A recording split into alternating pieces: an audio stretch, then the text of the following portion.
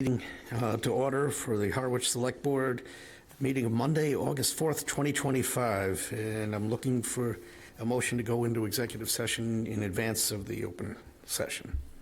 Mr. Chair, I move we go into executive session for A, pursuant to Mass General Laws, Chapter 30A, 21A3, to discuss strategy. Well, but when asked, he always says some version of, I could if I want.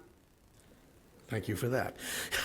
To discuss strategy with respect to collective bargaining for all town unions and non-union personnel and/or contract negotiations with non-union personnel.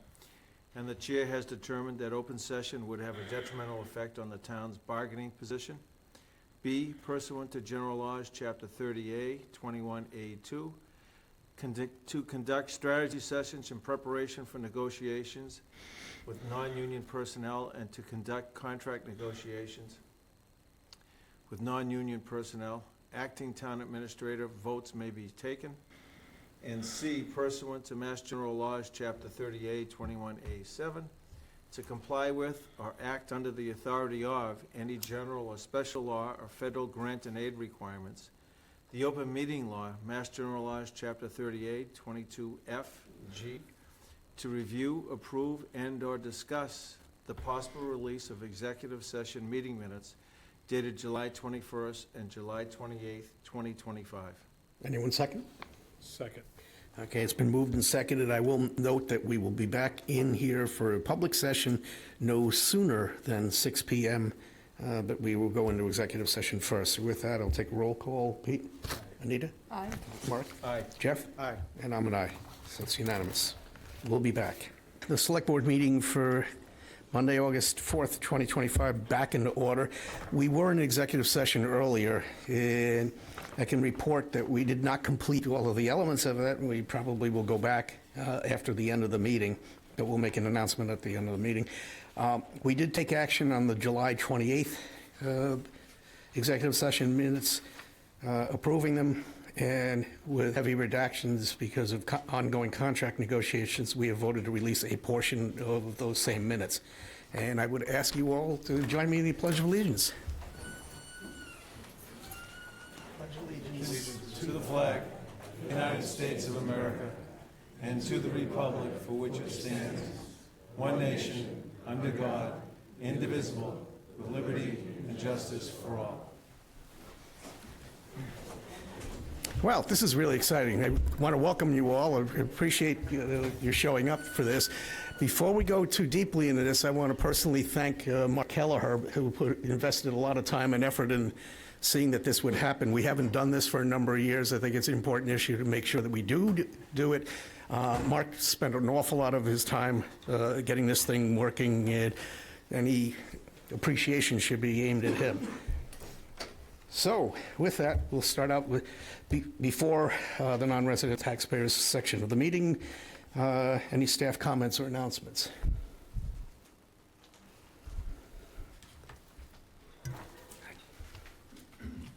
Good evening. I'm Ginny Hewitt, the library director at Brooks Free Library, and I just wanted to mention some August events we have coming up. It's not news to parents that the last couple weeks of August, there's a childcare gap when the camps close and as all the counselors go back, so they have no choice. But we can't fill that gap, but we can provide parents and grandparents some fun activities to make sure that the kids have a great last 2 weeks of the summer. So our summer reading program continues right up until Labor Day. That's not the case with many public libraries. They usually stop mid-August. And so the reading portion is the children who log 2.5 hours of reading can get a free prize and a free paperback of their choice.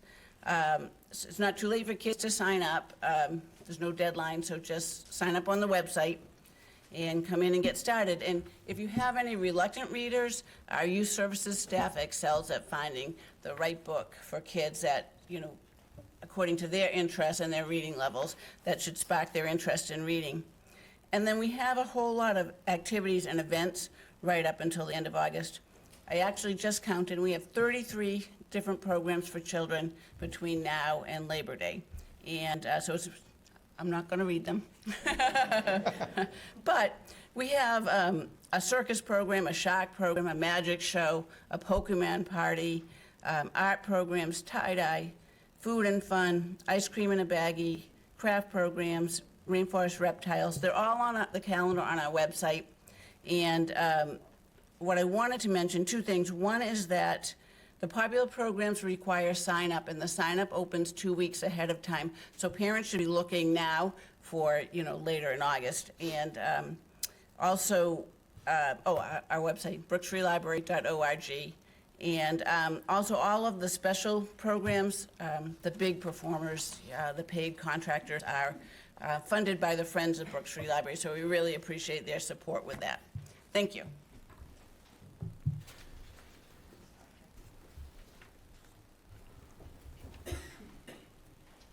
Carolyn Carey, Community Center Director, and when you're done doing those 33 programs, swing on over to the Community Center, because we also have a lot of programs, not just for young people, but also for older adults as well, or middle-aged, anyone who wants to.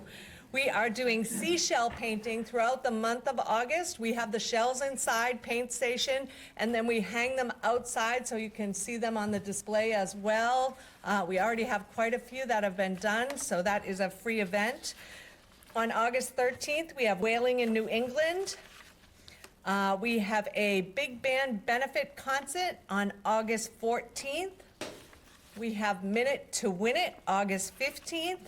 Cape Harmony concerts going on August 1st and 8th. I won't announce them all because, like Ginny, ours are in our Community Center newsletter, which you can sign up and have sent directly to you. I also have some in the back of the room for you. In addition, I brought along all of our activity booklets that list all of the exercise classes, games, music, whatever you'd need to know, and those are in the back of the room. And I would like to personally invite you, if you are here and have not been to the Community Center, please stop by. We'd love to give you a tour and show you what we have over there. Thank you very much. Thank you. Any other staff? All right, we'll move along then. Weekly briefing. Okay, thank you. In your packet, you have a 2-week look ahead and a 3-week look ahead for our Phase 3 sewer extension. And this is the current project that we are working on right now in East Harwich. We have work continuing on Route 39, Bay Road and Old Carriage Drive, Standish Woods Circle, and then following that, next week they'll continue on those roads as well as farther down Old Carriage Drive.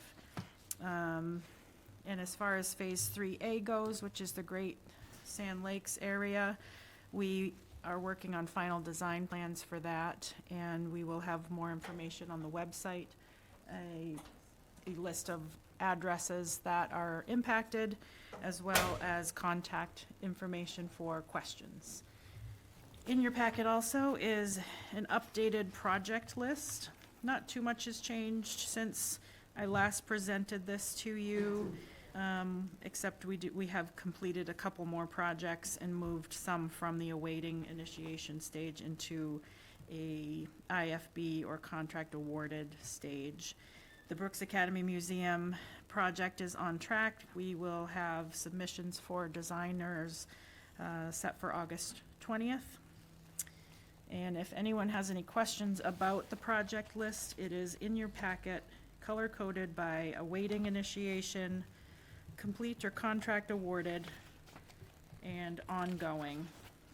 And those that are ongoing are open articles that have funds that are used on an as-needed basis, not exactly one project for all of the funding. And we do this every week, so if anyone from the public has questions on our project list, take a look. Speaking of which, does anyone have any questions on the board for the acting town administrator? All right, we'll move along then. Public comments, announcements. I will say, especially since it's largely populated by people who are non-resident taxpayers, we passed a policy over the past year. You can say things, but we can't say anything back. It's just for comment. Something that arises to the level of an action, we'll have to put on an agenda to put people on notice that they should show up at a meeting. But feel free if you have anything you want to say in advance. Okay, now, as we get to the non-resident taxpayers portion here, the way I envision this, unless somebody storms the stage here, that we will have brief discussions from each of the departments that are listed here. Should you have any questions at the end of each, you could do that. If you have something that we didn't cover during the course of that and you want to ask about that after we get through, as it indicates here, there's the last item is questions and comments. So with that, we can kick off with the fire chief.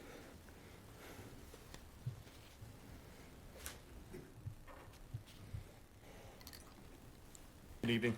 David Blank, Fire Chief. Appreciate the opportunity to speak tonight, and I won't go into a ton of detail. I will say that on the back table, there's a flyer that looks like this, and I'm just going to kind of go off of that. But just to give you some information about the fire department in Harwich, we have 41 full-time personnel. The administration section is myself, deputy chief, a fire prevention officer, an EMS officer, and then a full-time assistant to the fire chief. And then we have shift personnel is 36, so 4 shifts of 9.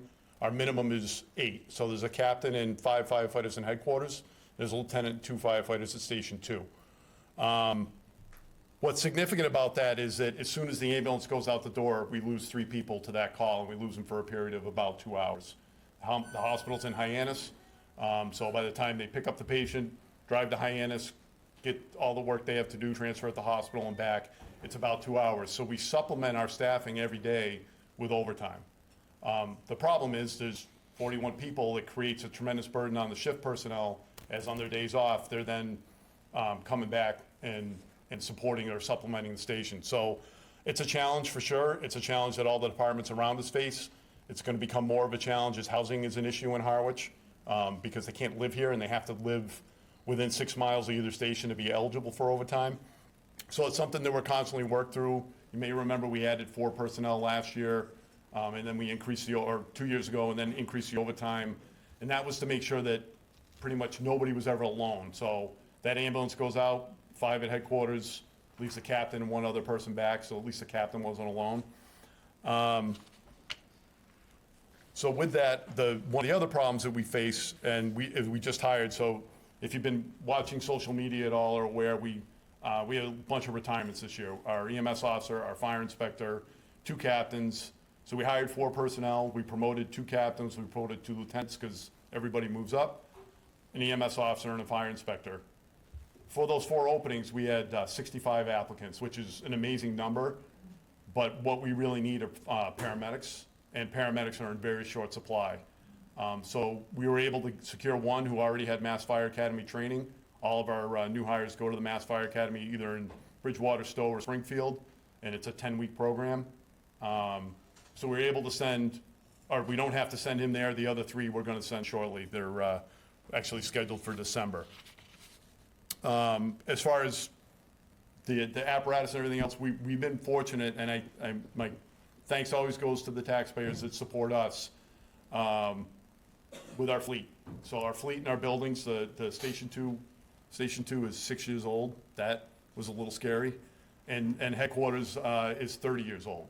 So we still refer to it as the house that Pete built. Bob Peterson was the chief when I got hired, and that was his pride and joy during its construction. But like anything, we have great building maintenance program through the DPW, and they maintain our buildings, and we're in good shape as far as those go. And the apparatus, same, the DPW maintains those. We did replace 2 ambulances and an engine at this town meeting. Unfortunately, the build time for them is upwards of 2 years. So we're struggling with 3 ambulances that have over 120, 130,000 miles on them. We were fortunate that 1 got moved up from a 2-year replacement cycle to a 1-year, so we'll see it next spring. But it's some of the challenges that we're still facing as a department. We do about 5,000 runs in 2024. 2,600 of those were EMS transports to the hospital. Again, that's taking a patient from the residence, their house somewhere in town, to Cape Cod Hospital and back.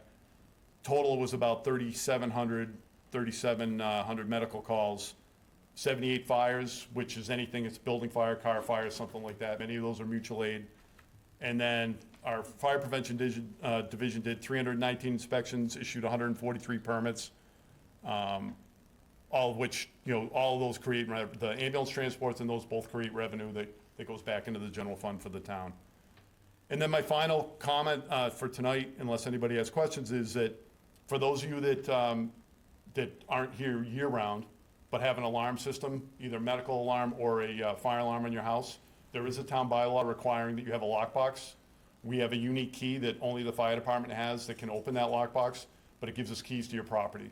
So the nice thing about that is we don't have to break a door or something, and typically we won't. If we go to a house with an alarm going off, we'll check it from the outside, but often it's a water leak or it's something we can't see from the outside, and we can prevent a lot of damage just by having access. So if you don't have a lockbox, you can go on the fire department website and find out how to get one. And if you do have a lockbox, please make sure your keys are updated, because that's another thing we find a lot is people rekey their locks and then we have a key that doesn't open a door.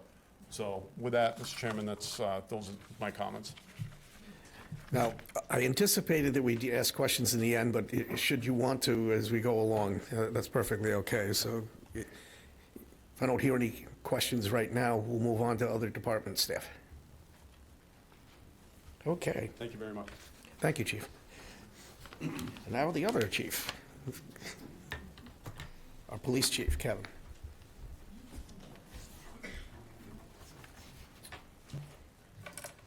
Good evening, Kevin Considine, Police Chief.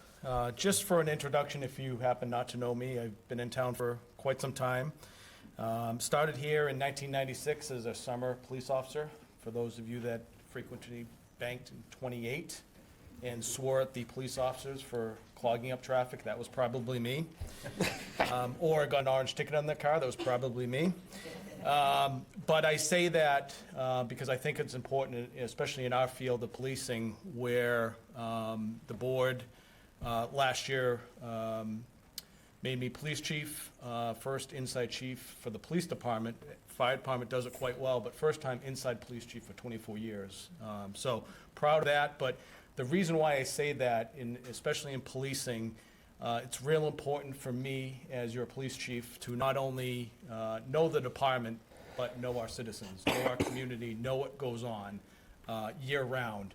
I often say policing on Cape Cod is a challenge unlike anywhere else in the Commonwealth, and we do the same amount of policing with the same amount of people with triple the population at this time, and obviously a little quieter in the winter. I think that's just important to note tonight. A rundown of our department, we have 35 total officers, so that's from me down as from the chief. I have a deputy chief, 2 lieutenants, 5 sergeants, and 26 police officers to police the town. We also have a civilian animal control officer who can be found at our phone number anytime she's needed, if that service is needed by you. 2 civilian staff, so we have a very busy records department, and an executive assistant of mine. And we also have 5 special officers. And unlike years ago where we were able to hire special officers or college kids to really supplement our force and to do great work with the post-police reform stuff going on since 2020, that's no longer possible. So I always like to point that out because I get that question a lot. Why don't we have summer cops anymore? And the reason is liability and police officer reform regulations in the state. So those 5 special officers that we have are previous full-time retired officers who can only work up to 65 years. We have to retire at 65, so they work up to 65, and they are a great asset to us. In time of emergency, we can use them, obviously, but mainly work in road details and special events, of which we have a lot going on this summer, as you can imagine.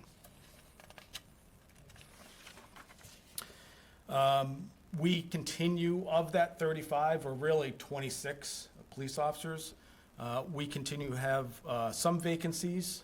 Proud to report that over the years, those have improved. We currently have 4 vacant positions. 2 of those are going to the police academy in September. It's a 22-week police academy in Plymouth, so they'll be going to that. We'll realize some of that opportunity from those new officers next summer, which is great. So that really leaves us with 2 positions that we will be filling relatively shortly here. I will tell you, especially in the police field, it's been a struggle to get people to be police officers. A lot of people don't want to do it anymore, although it's still a great job. It's been stressful the last 4 or 5 years to be a police officer. So I encourage anybody that may know somebody, especially if they have a place on the Cape, to come and apply. And that is typically our biggest question is where they live and how much it costs to live. So those are some things we deal with. And one other aspect of this, we have 3 officers out on long-term injury, which, that's a total of 7 officers down, which in the size of our department, that's a big hit. So proud to say we've improved that. I've been in front of the board for many years saying that was 8, 9. The previous chief was saying that. So we're making strides there. Calls for service this calendar, or the calendar year of 2024, was a total of 16,222 calls. So ranked from 15 Cape departments, we're pretty much right in the middle of our other departments. This summer, I just picked June 1st to present, we have had a total of 2,875 calls so far this summer. This summer's been a busy summer. Upcoming projects, as taxpayers that I like to point out, mainly, high-value projects. We continue to have a great replacement program from our police cruisers. We have a modern fleet of not only cruisers, but technology and equipment in them, and I thank all of our boards for keeping up with that and supporting that. It's real important, as obvious. We're looking in the next few years to upgrade our dispatch and radios, our computers in dispatch. Kind of what the fire chief said about how old his buildings are. Ours was built in 2009, which is also hard to believe. Beautiful station, but especially IT, it needs some upgrades. And the other one is to upgrade our in-house computer system to a cloud-based system. Right now, it is not a cloud-based system. We are running critically out of room. As you can imagine, there's a lot of items on that system, and we need to upgrade that. Issues of concern that I just want to point out, ever since knowing this for being in town this long, but since chief for the last year, it's quality of life issues. That the main calls we get are quality of life issues. Those could be speeding, well, they are speeding complaints, traffic issues in town, issues in our thriving Harwich Port District, and issues at our popular beaches at night. Since COVID, we have seen an increase in activity at our beaches in the port area, which translates to resident neighborhoods and quality of life issues. Over the last 3 years, we were up, the fire chief and I, after July 4th, if you happen to see that meeting, reporting on our July 4th weekend, which was a very positive outcome. We have put a solid plan in place the last 3 years to address any concerns that come up from business owners or residents, and proud to say those have been successful. There's always room for improvement. We always look to see what we can improve on for the next year, and that year comes up pretty quick. Finally, our largest program, or our largest goal of our police department, is community policing. Proud to say that has always been the case in Harwich, and has definitely been for me in my career and carrying that on. Our officers are committed to this community and connected to this community. We offer many community programs throughout the year.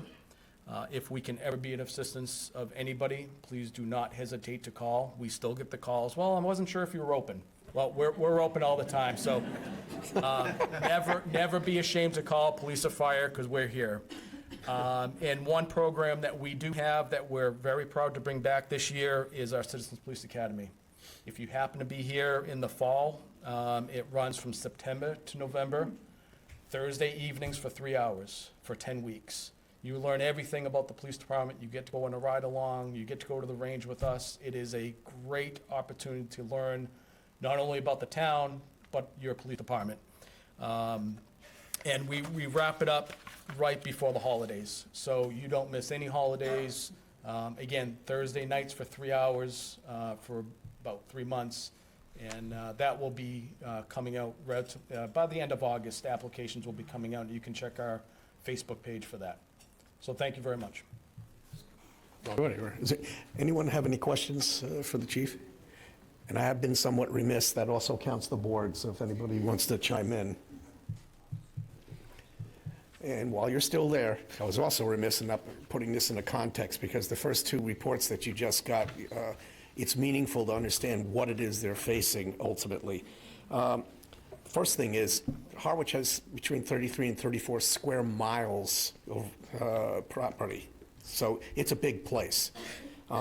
We have about 11,500, give or take, people, stated residents. However, you can declare your other houses your main residence, so you're not capturing that. I suspect that number is really low, but in the summer, we go over 40,000. And the third element for these folks is that everybody you're talking about here has to have coverage, provide coverage for the town for 24 hours. And I would argue that the calls that come in, especially for police and fire, have a lot to do with what happens after hours when it gets dark. So keep that all in mind. And finally, this is a good news, bad news thing. We have been extremely successful in revitalizing Harwich Port, which for those people who have lived here for many years, that was more or less a dead zone for a lot of years. Unlike some of our sister towns, we've been very successful, but with that success comes a lot of challenges, and there has been a lot of policing and fire activity that has had to go on to address that. The good news is that it's a more vibrant place than it used to be. The bad news is that it comes with a lot more responsibility to make sure everybody stays safe. So I think I covered everything, but it's good to know how they're operating within what context, because it's a really large town, regardless of how many residents say that they live here. Okay, Chief. Thank you, Mr. Yes. Sure, but the only place that they can hear you is at Have to much, join so me, though. we just ask you to come up. Diane Bouchard, and I live on Park Street, right here in the center. And Park Street's very busy. Brooks Park is very busy. And I have called and called and called about the speeding. There's one speed sign at Brooks Park, 30 miles per hour. From there all the way to the school, nothing. Past the golf course, nothing. We've had 2 signs installed, pedestrian signs. I can't tell you how many times people have been this far from being hit. It's like, it doesn't seem like anybody's doing anything. And if you walk on the other side of town, down near the cultural center, they have 2 signs in the road for pedestrians. One says a $100 fine, the other one says a $200 fine.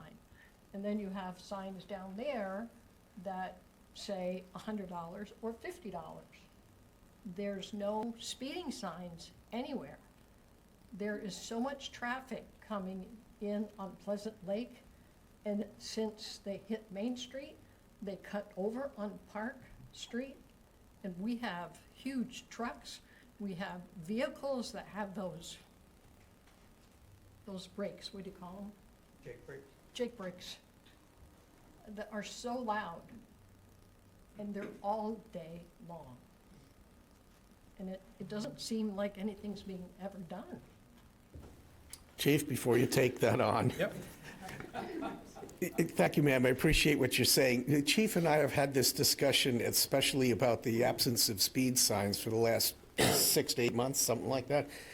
As soon as the summer's over, we're going to do a ride-along, because I would argue that anytime you move from one road to a main road of some sort, you should reestablish what the speed is. Otherwise, nobody has a clue. I see that all the time myself. And as for the crosswalk, you're looking at somebody who, amongst all of us, has actually been hit in a crosswalk, so, in this town. So I feel your pain, literally.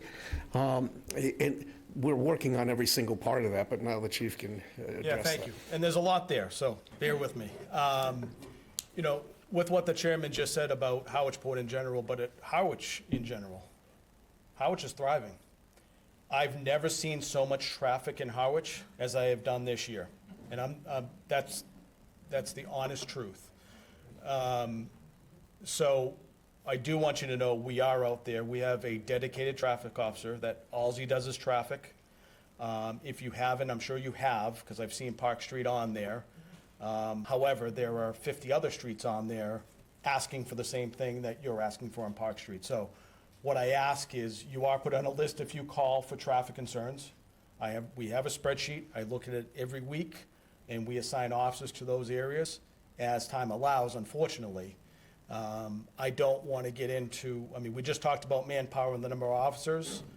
There is limited resource as well with calls, especially in the summer when this happens. We don't get any traffic complaints in the winter, none. It's not tourists. It's the summer. No, It's local. it's everybody, it's everybody.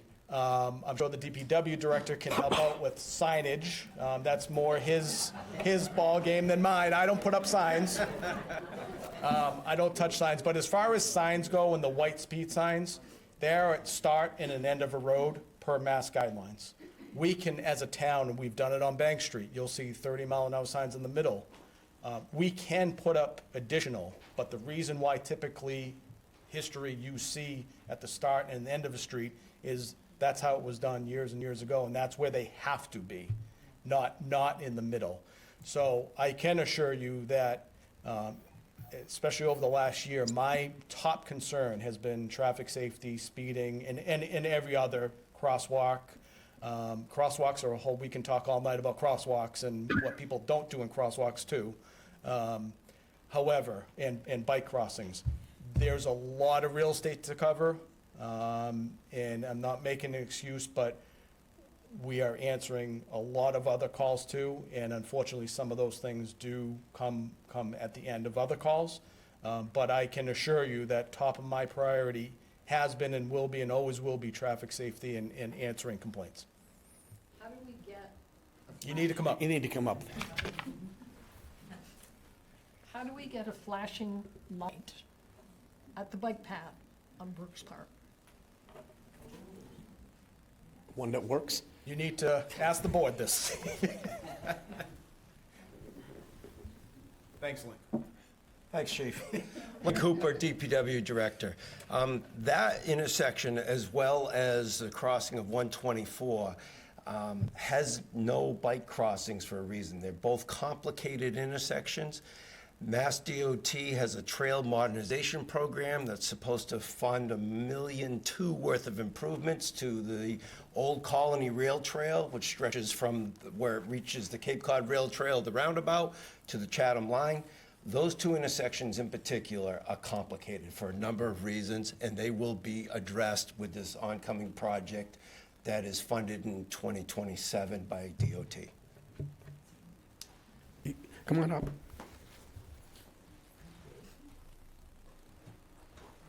Do you know if any thought If you was- could just identify who you are first, and then, if you could just identify who you are first, and then we'll Tim go. Malkinson, Depot Road. Sure.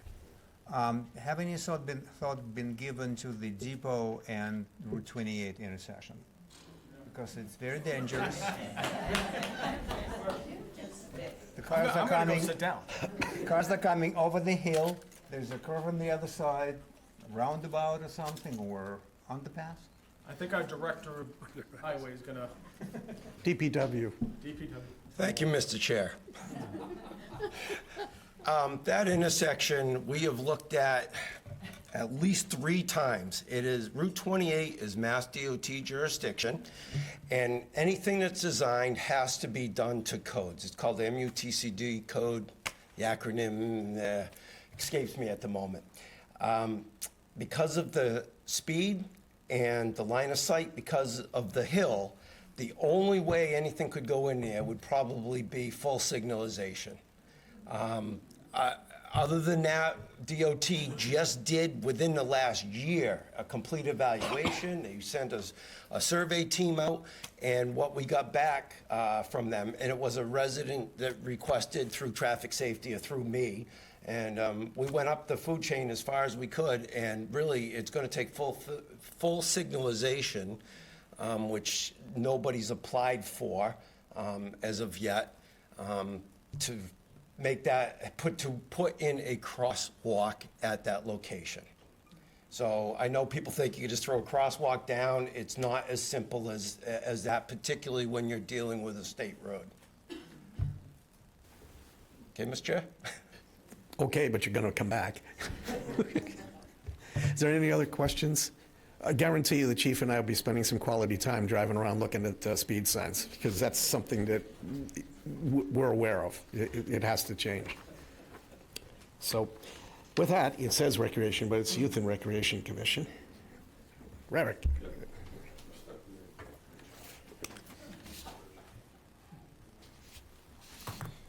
Hello, everybody. My name's Eric Beebe. I'm the Recreation and Youth Director here in town. The Recreation Department in Harwich is responsible for all the recreation programming, both active and passive, for youth, adults, and seniors. We also handle all the bookings and reservations for fields, parks, and memorial squares in town. And one of our biggest jobs is what we're in the middle of right now, is we staff all the town beaches with lifeguards, gate attendants, so forth. In the fall, winter, and spring, we have a staff of 3.5 people. In the summer, it goes up to about 60. And that's all our seasonal staff that comes in. So it's a very busy time of year for us. But it's been a very good summer. It's been very, very busy. Just like the traffic, people are going to the beaches a lot of the times. So the beaches have been very busy. We have a full staff this year of lifeguards, gate attendants, beach aides, everything you could think of to make the beaches as safe as possible. They're all CPR and first aid trained. Our lifeguards are lifeguard trained through Red Cross. We've been very successful in recruiting lifeguards and keeping our numbers way up by doing in-house trainings. We do have a staff member on staff that is trained to train lifeguards, which helps us quite a bit in keeping staff here in town and good staff. We've had a handful of emergencies, medical emergencies, that our staff has handled really well with their training, in collaboration with EMS and fire and police. Everything's gone smoothly thus far through the season. We've only had 2 rain days thus far, and a rain day for us is if it's raining in the morning and it's going to rain all day long, and the staff comes home and goes home for the day. Usually we average 6 to 7 of those a summer. We've only had 2, and I don't see any coming in the near future. So, along with the beaches, we also have a full slate of summer programs. We do a summer camp, a daily full-day summer camp. We have counselors for that. We have a camp director. We have swim lessons. We have tennis lessons. We do have a basketball program, soccer, volleyball, field hockey, among others. So we keep pickleball. I was getting to that. There is this new fad called pickleball out there. That's one of our main adult programs that we do during the summer. There's a huge group. I think it's somewhere between 300 and 400 people signed up for Brooks Park outdoor daily pickleball. We also, for adults, have adult volleyball. We have adult over 55 basketball. We have over 25 basketball. We have a billiards club. So, there's plenty to do for people, but pickleball is definitely the main draw right now in the summer, especially at Brooks Park. Let's see. All our programs now, for the past year or so, have been running through our new MyRec system, online booking system. So we can now do, people can sign up for any program online through a MyRec system. It's very user-friendly. It's also being used for any field bookings, park bookings, even beach bonfires can be booked on there. Everything's done right online, and it's made it a lot more user-friendly. There was a tremendous amount of work put into it by the administrative staff at the rec, programming everything. It was a huge job to really get that website up and going. So it's been a great asset for us over the past year. Throughout the rest of the year, we do have programs similar. Every sport you could think of, we try to think of things that aren't sports related for passive recreation, active recreation, for all interests possible. We're going into the fall, we're going to have things like flag football and soccer and basketball. And we have a daily after-school program that runs all year long to keep the kids busy after school. So we really try to put out there as much as we possibly can There's no idea that we reject. We'll try anything and see if there's interest. We also have gotten some projects done this year. Our main projects are funded usually through the Community Preservation Committee. We get funding from that every year, hopefully. We apply every year. This past year, we did complete, we had funding for AED project, which was the automatic defibrillators. We got funding for one at every town beach lifeguard stand. So every stand, every guard has one, which is a great precautionary measure for safety on our beaches. They're not only going to be used in the summer. We'll be able to redeploy those during this, the spring, fall, and winter at our programs, which are at all different sites around town, whether it be the cultural center or the community center or the fields or wherever we are at the time, field trips, things like that. We also finished the resurfacing of the Brooks Park courts, so those are all newly resurfaced. And the last one that we did, the big project that we did this year was new fencing at Senior Memorial Softball Field, which needed it badly. We did receive funding for some projects that are going to get underway soon. That includes a shade structure that's going to go behind the community center on the fields behind there. That's going to be for summer camp, a lot of our outdoor activities, getting kids out of the sun. It could also be booked as kind of like a pavilion for parties, reunions, whatever people want to do. We also have funding for a new infield at Brooks Park Baseball Field, which is becoming a safety issue over there. It's a very old infield, so that's going to be replaced. That's already been funded. And the last one that's coming up is we're going to be finishing up the new restroom at Sand Pond. So we have a new septic in there currently. It's going to be another precast concrete restroom there, so just to match all the other beaches, fully accessible, and it'll be a nice addition.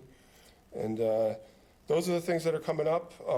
Like I said, it's been a real busy year, but thanks to you and my staff and having a great staff, it's been a good one. So thank you.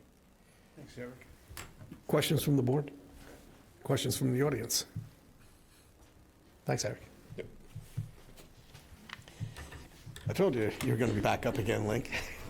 Too good to you, Mr. Chair. Yeah, I know. Well, you need exercise anyway. Thank you. Resemble that remark. There's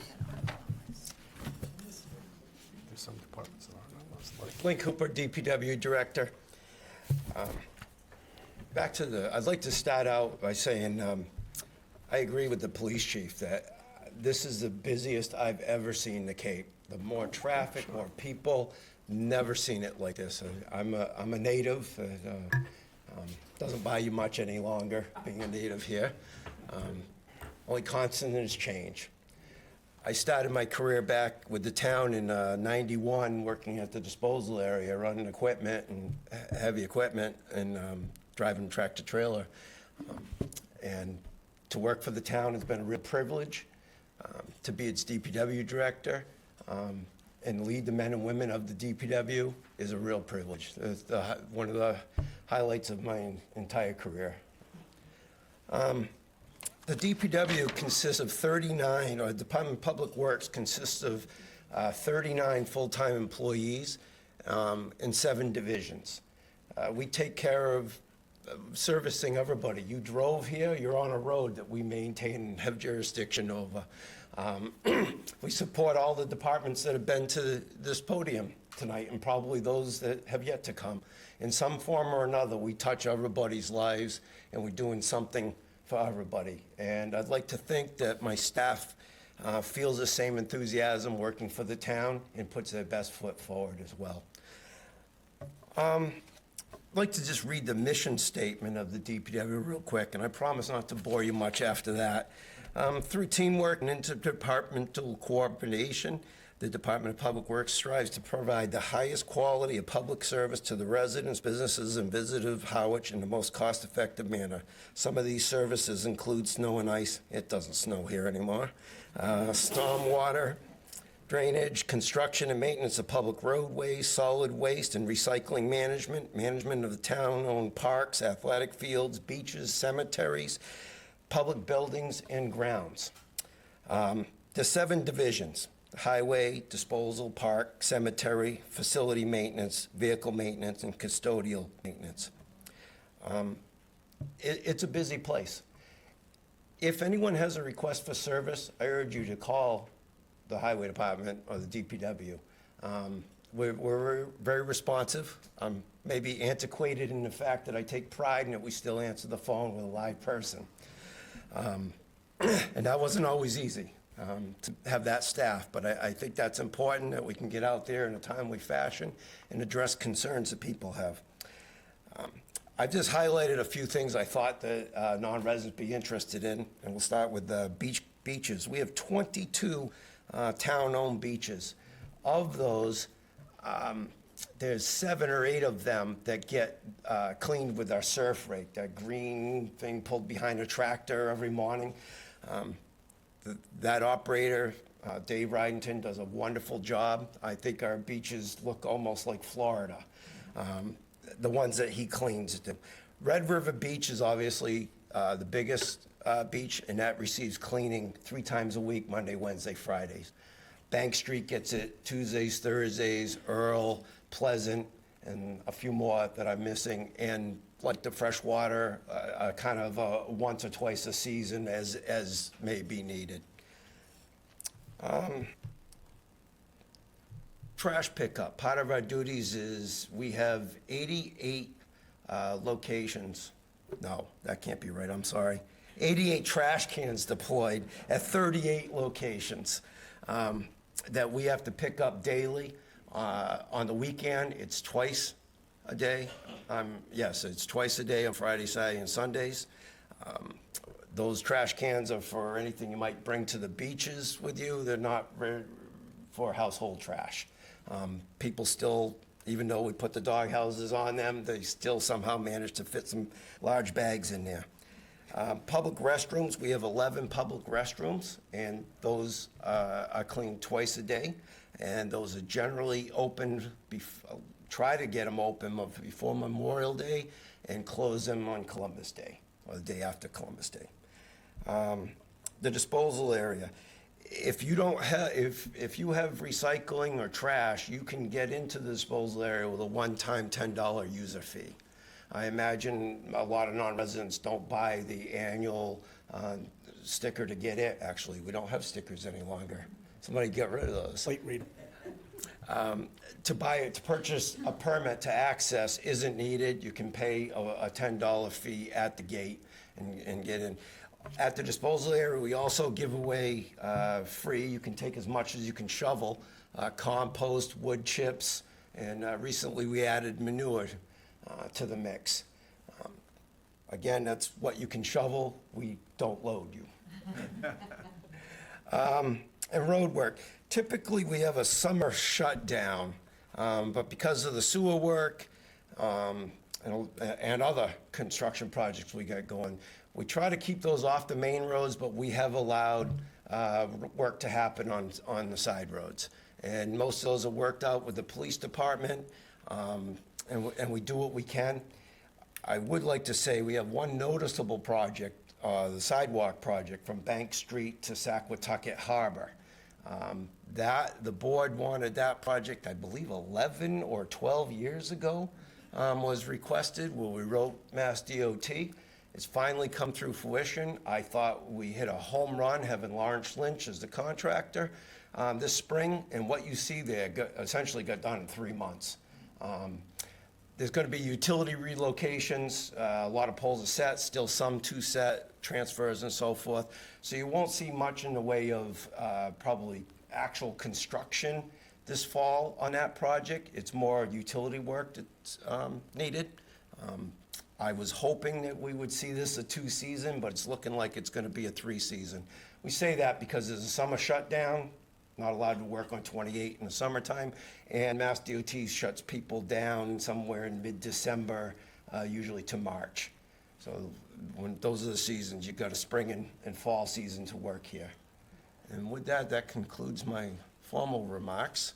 Be happy to answer any questions. Any questions on the board for the DPW director? The audience? Sure, come on. Do you handle the potable water issue at the golf course? I don't know what you're talking about, so I would assume the answer is no. Supposedly, rumor is, 20, 30 years ago, somebody died because they were drinking out of the water spigot. So they were replaced, these cans were replaced with some sort of fancy filter, which the company apparently is out of business. So when you go to the golf course, there is no potable water. I don't see a golf director here. Last week, we had the rescue there.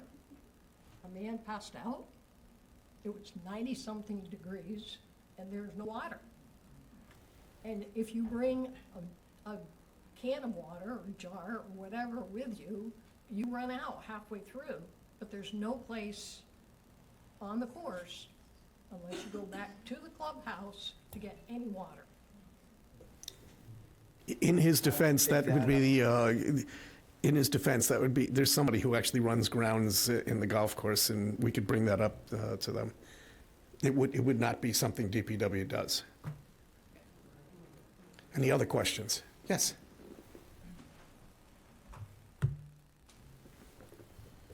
Hi, I'm Veronica Guerrero-Masi. I live on the corner of Long and Bank Street, and I'm sort of a new resident there, and I'm terribly alarmed. It's like the cars are going 1,000,000 miles an hour down Bank Street and then down Long Road and Lover's Lane, and I don't know why cars aren't crashing into each other. And the town that I live in most of the year changed all their signage to 25 miles an hour to take care of this problem. And then the police got involved, and now we have a fairly safe town where I live in. And we used to have like Harwich 40 and 30.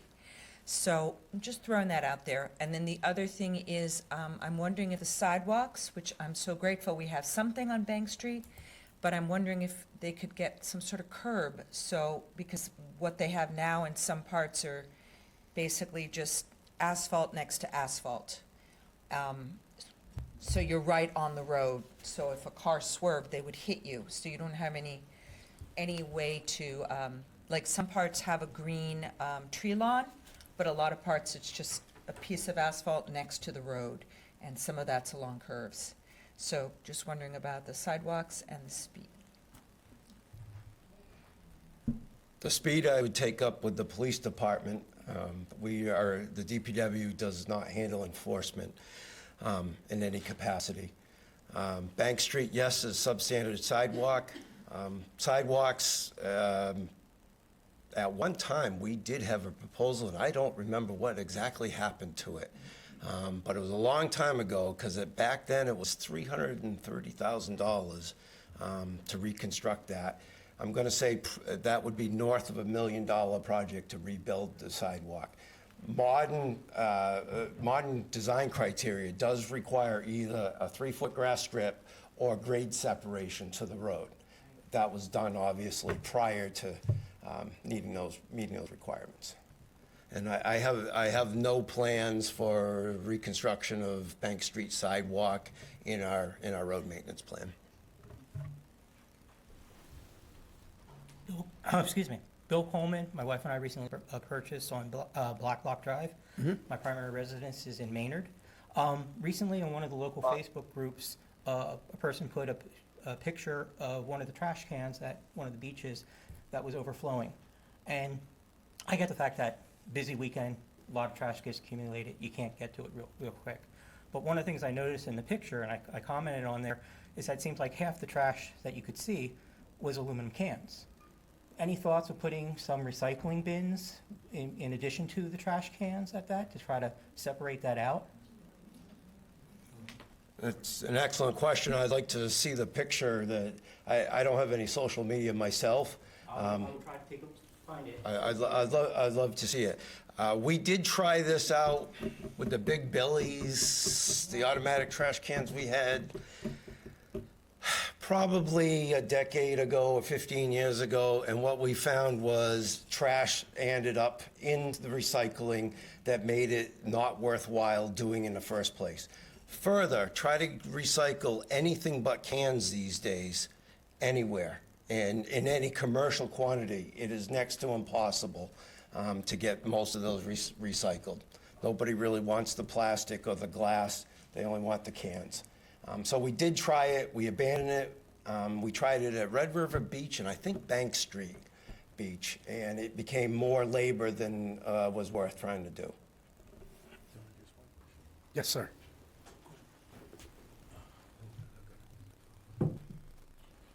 Thank you. My name's Bill Hawley. I live on Cross Street. I've been in Harwich Port for 50-plus years. I've seen a lot of changes there. I want to commend the board for taking the time as volunteers to, make the town as great as it can be, and for you folks. I just had a quick question, just following up on pedestrian traffic. You mentioned Bank Street and sidewalks. One thing I noticed, and I think it's just people just aren't aware of the fact that, the state law, I think, requires people to walk on the left-hand side of the road. Is it possible to put some signs up? I know I see them in Brewster, where there's signs that tell people to walk on the left-hand side so they're walking into the traffic so they can see a car coming at them or a bicycle coming at them. I know folks are maybe 3 or 4 abreast, they're holding their beach chairs, whatever, and you're a car coming up behind them. They can't hear you, they have their earphones on or something, they can't see the traffic. I just didn't know if you had it in the budget to put a couple of signs so people are aware of this, so they, for their own safety. Thank you. Before you go on, we're going to have that discussion because there is some confusion, and I know the vehicular code talks about bicycles going in the direction of traffic and pedestrians going opposite of traffic. So I personally have seen quite a bit of that coming and going, and it's not really safe. I get that. So he can't give you an answer tonight. We're going to have to discuss how that could be implemented. I can see a few signs. I saw them in Brewster. And you're right about you're right about it. There's a lot of confusion. I see bicycles coming at traffic. I see people walking with traffic.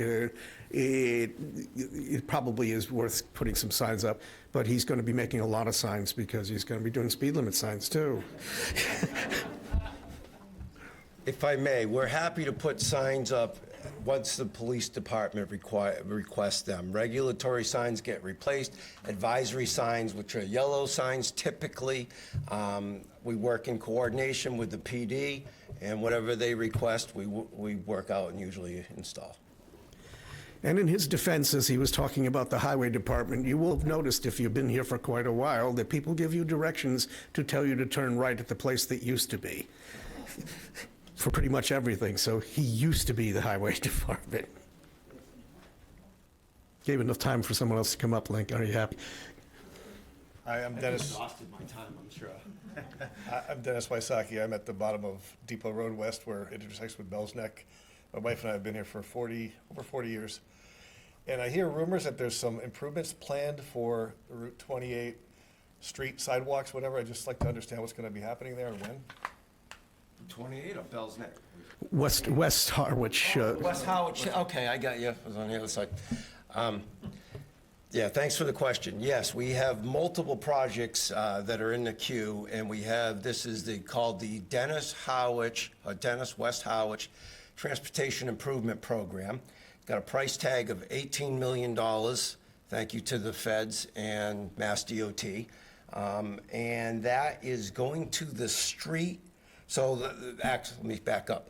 The entire project starts where Dennis and Dennisport left off. So it's going to modernize the 2 signals that are there at Upper County Road and Division Street and go to the Herring Run. We plan, or it is designed to mimic what is in the town of Dennisport. They're going to do brick sidewalks on both sides of the road, period lighting on both sides of the road. It'll be a real improvement. Last I knew, this was the PS&E, Plan, Spec, and Estimate. The final submission of the contract, of the design contractor was, I think, due Friday. They went in Monday. So I believe this is going to be bid sometime this fall. I think September. It would have to be this federal fiscal, so it has to be before October 1st. So it's going to be bidding and then awarding, probably something starting in the spring. The town has opted to put in sewer, what they euphemistically call dry sewer pipe, as part of that, So then the town of Harwich isn't, which we have to pay as a non-participatory cost on the project, but we don't have to resurface the road, which is a lot of money. So there was working with the wastewater department to get that in the queue and get that done. Any other questions? Start over here, and we'll work our way back. Have a seat. That microphone works. Make yourself at home. You are. My name is Liz Johnson. I live at 6 Grassy Pond Road, and I have a question about the redesign of the intersection that is at the corner of Miles South and Forest Street. Right now, if you drive down Miles and you're going to take a right at that intersection towards the golf course, there is a telephone pole, and no matter what I do, when I'm making a turn, I have an SUV, I am in the other lane.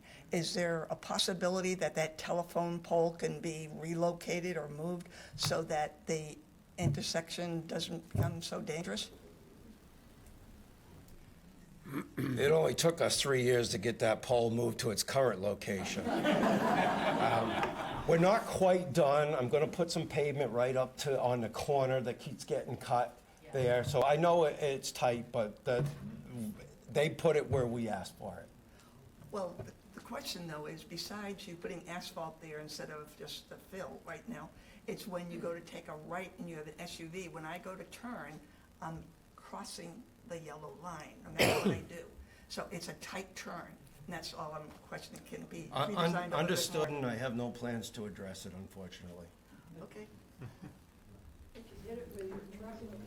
We had somebody in this area, in the back? Oh, there you go. I followed her. Marilyn Kamaleski from 4th Street, another area there. So I like to take my walks, and I go down around the golf course and up South Street past the police station and fire station. There's no sidewalks. Is there any, anything in the works? Because I don't know, in 12 years, I might not be around if I'd have to wait that long. You're not going to like my answer, ma'am.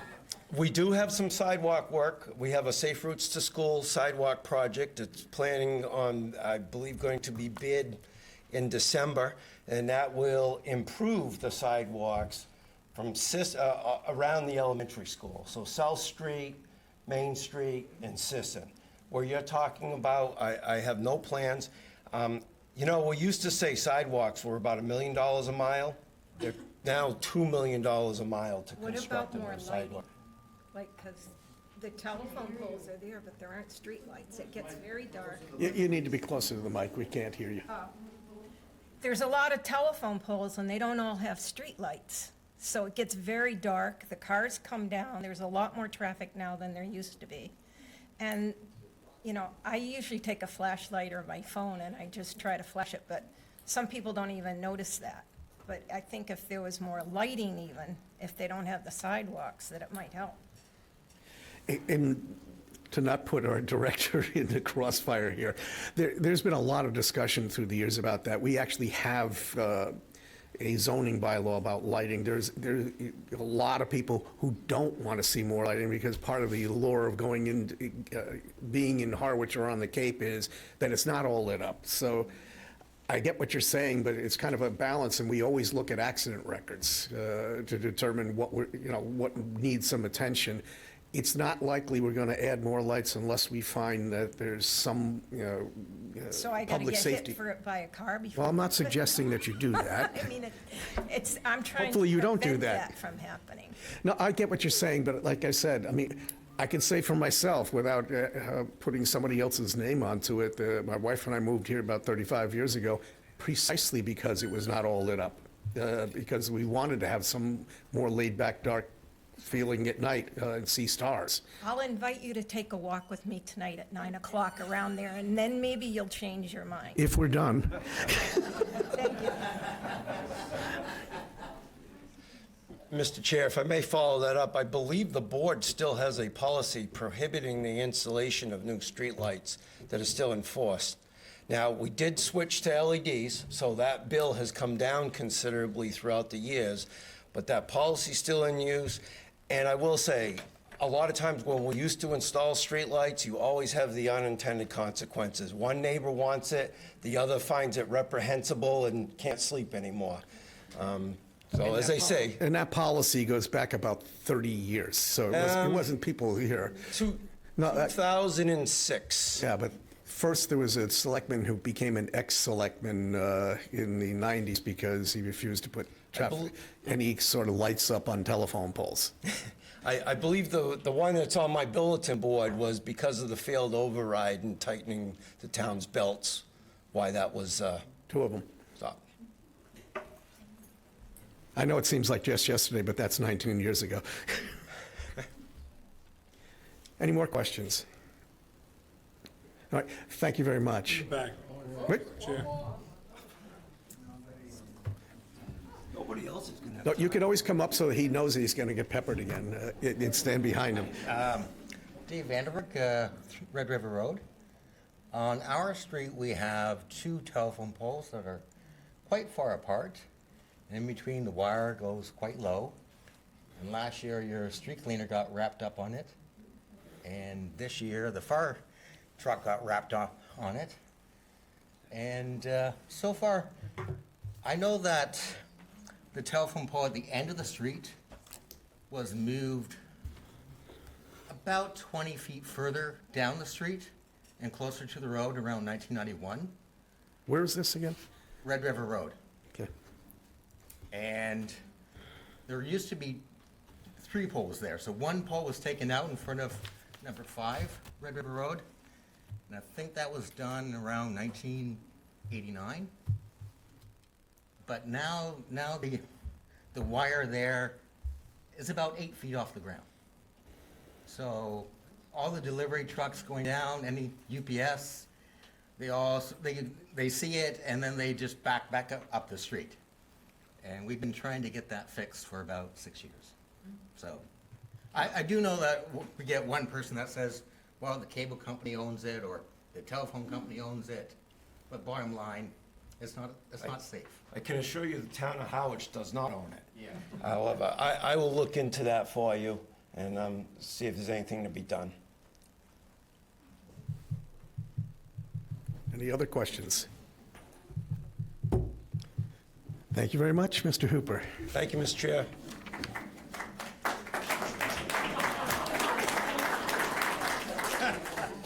They didn't applaud us, Link. All right, Youth Services. And while, as she, you okay? As she makes her way up, I want to say that there are other departments that are here that I can identify after we're done with the list, but there are other people, and I want to be able to say on behalf of the board, we're extremely grateful that so much in the way of staff has showed up tonight. It's not part of their working hours, but they wanted to inform you, and they wanted to be here to answer your questions. So I appreciate every one of them for being here. Absolutely. My name is Ashley Symington. I am your Director of Youth and Family Services. I'm a counselor by trade, a licensed mental health counselor through the state of Massachusetts, a nationally certified counselor through the National Board of Certified Counselors. I am a department of one, but my job is to, I'm tasked with providing mental health and wellness supports to youth and families in town. So that includes short-term individual counseling for youth up to age 24, as well as adult coaching to anyone who is raising children, whether they are parents or grandparents. And we also provide a lot of different programs, workshops, different counseling groups to kind of help meet the wellness needs in the community and offer as much in terms of the way of prevention supports as possible, both prevention from mental health conditions that are already existing from getting worse, and ideally preventing them from starting in the first place. So that kind of includes just a variety of different programs that are happening. Most of our programming is run during the school year, so I'm in the process of designing this upcoming school year's set of programs. We are going to incorporate programs for elementary, middle, and high school, as well as some adult programs, one-time offerings during one day, as well as multi-week groups. Short-term counseling that we provide is anywhere from 6 to 12 sessions. We use an integrative model, which means that we pull different bits and pieces from different ways of how to do counseling and put that together, then pull from that depending on needs and goals of the particular client that we're working with. with part of that, I do animal-assisted therapy. So the we that I'm referring to, I usually have a dog that's attached to my waist.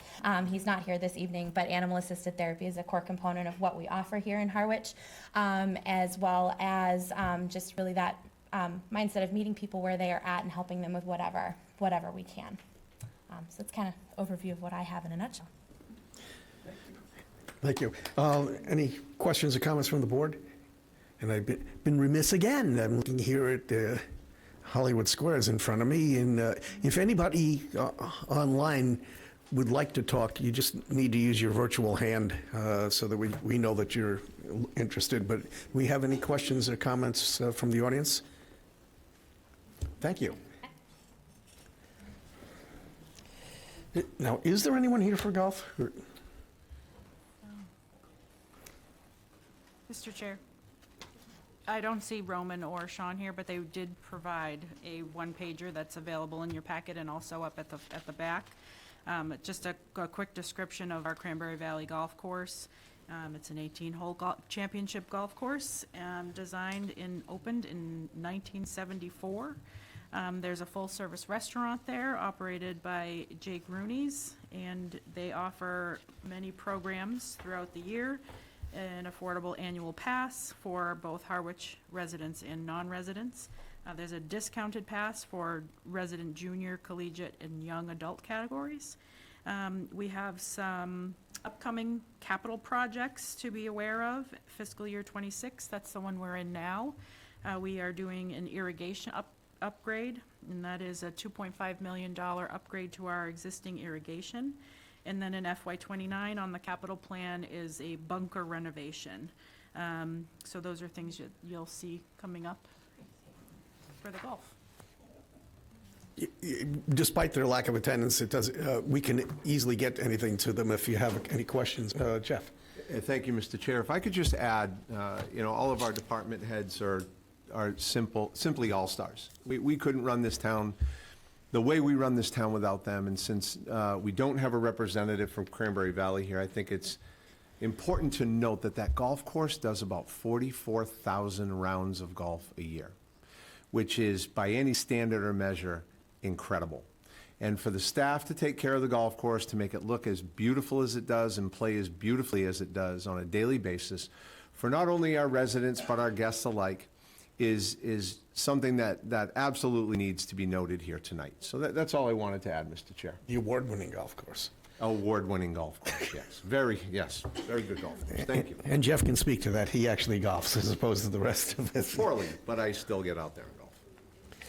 All right, but we will pass along the water discussion and have that with them privately later. Brooks Free Library. I think Jenny was here before. Yep.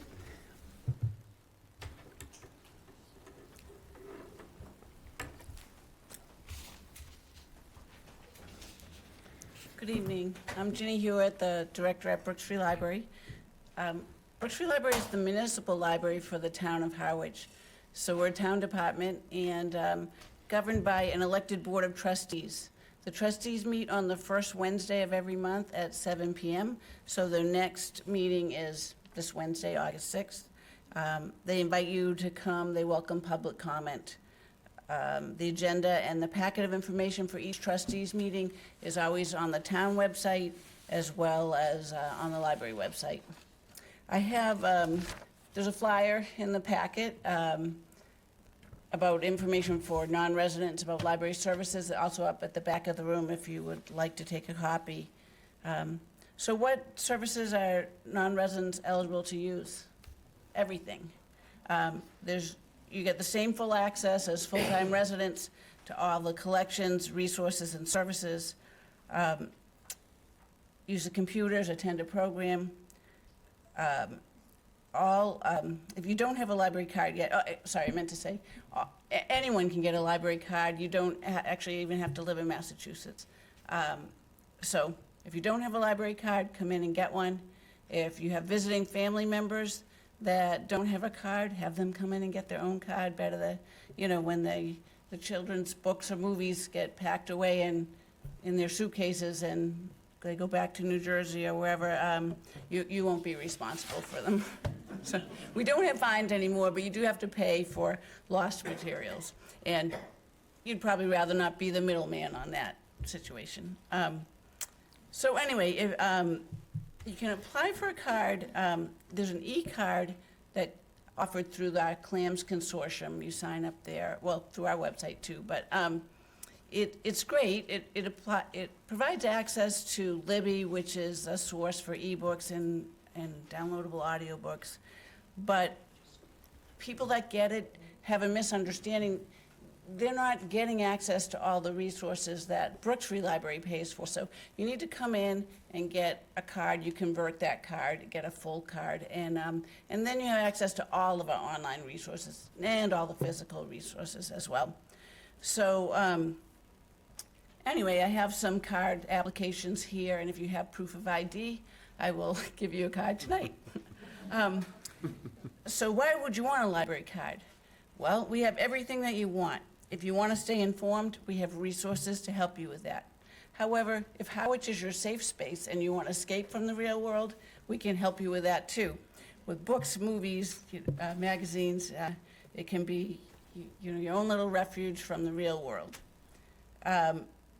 If you have house guests coming, we have many resources to keep everyone entertained. Outdoor games such as cornhole, pickleball sets, croquet, badminton, bocce, a giant Connect 4, those kind of outdoor games for the kids. Stock up on children's books, family movies, puzzles, and board games. But on the other hand, if you have house guests coming, the library is a great place to escape to. Whether you want to do a little work while you're here, we get a lot of people coming in to do remote work, and you need quiet, and usually in a small rental you might not have that, or you're visiting family and you might not have that. So people like that, and you can have some peace and quiet, read some magazines and newspapers where you get away from your know-it-all cousin and your, the kids who haven't adjusted to taking their naps in a new setting. So come enjoy some quiet space up on our second floor, away from all of our little guests in the summer where it's noisy on the first floor. If you need to print an airline ticket or scan a document, send a document. We have fast, reliable internet, public computers, printers and scanners. We'll even loan you Chromebooks and internet hotspots to use at home. We also have trained and experienced staff members ready to help you with technology and the use of electronic resources. And our reference librarians are happy to help you locate any information you're looking for, whether it's on the town website and maybe you can't find it, or just any information. That's what the reference function of a public library is. And a lot of people think Google's the answer now, and they don't know, they forget that there's reference service, and we'll actually find you accurate information and trustworthy sources. So come see us for any information that you need. We may not have the answer immediately, but we'll do the research and get back to you. And we can also direct you to the town department or community organization or government agency that can help you. So I don't want to shock you, but again, information online is not always accurate, particularly on social media. So we're eager to help you find accurate and reliable sources of information. And while I'm talking about that, I want to highlight something that librarians take for granted, but community members don't always realize, and that is any inquiry that you make, any information that you read, any materials you take out is confidential. We're no judgment zone. We don't question why you're asking or what you're asking about. We don't share that information with anyone. We're like Las Vegas. What happens at the library stays at the library. It's not only a matter of professional ethics. It's Mass General Law protects, it says the intellectual pursuits of library patrons. So that's everything, what you do on the computer and what you check out, questions that you ask. It's all confidential. So even though it's confidential, we also have, we realize we're a small town, at least in the off-season, and people may not want to check out materials on sensitive topics. So on our mezzanine, which is in between the first floor and the second floor, we have a shelf of materials that on suicide, on alcoholism, family members with mental illness, all kinds of sensitive topics. And you don't have to check those out. You take them and you use them for as long as you need them, and when you're done, you return them. So that's a nice option. But again, it makes us aware that people aren't aware that they can ask us confidential questions, and we're not going to judge or relay that to anyone else. So along those lines, I'll mention that the library has a public access center with workstations to access the internet. We have printers and scanners as well. But our internet stations are thin clients, which means they have no hard drive. So no documents, images, or any other data can be saved there.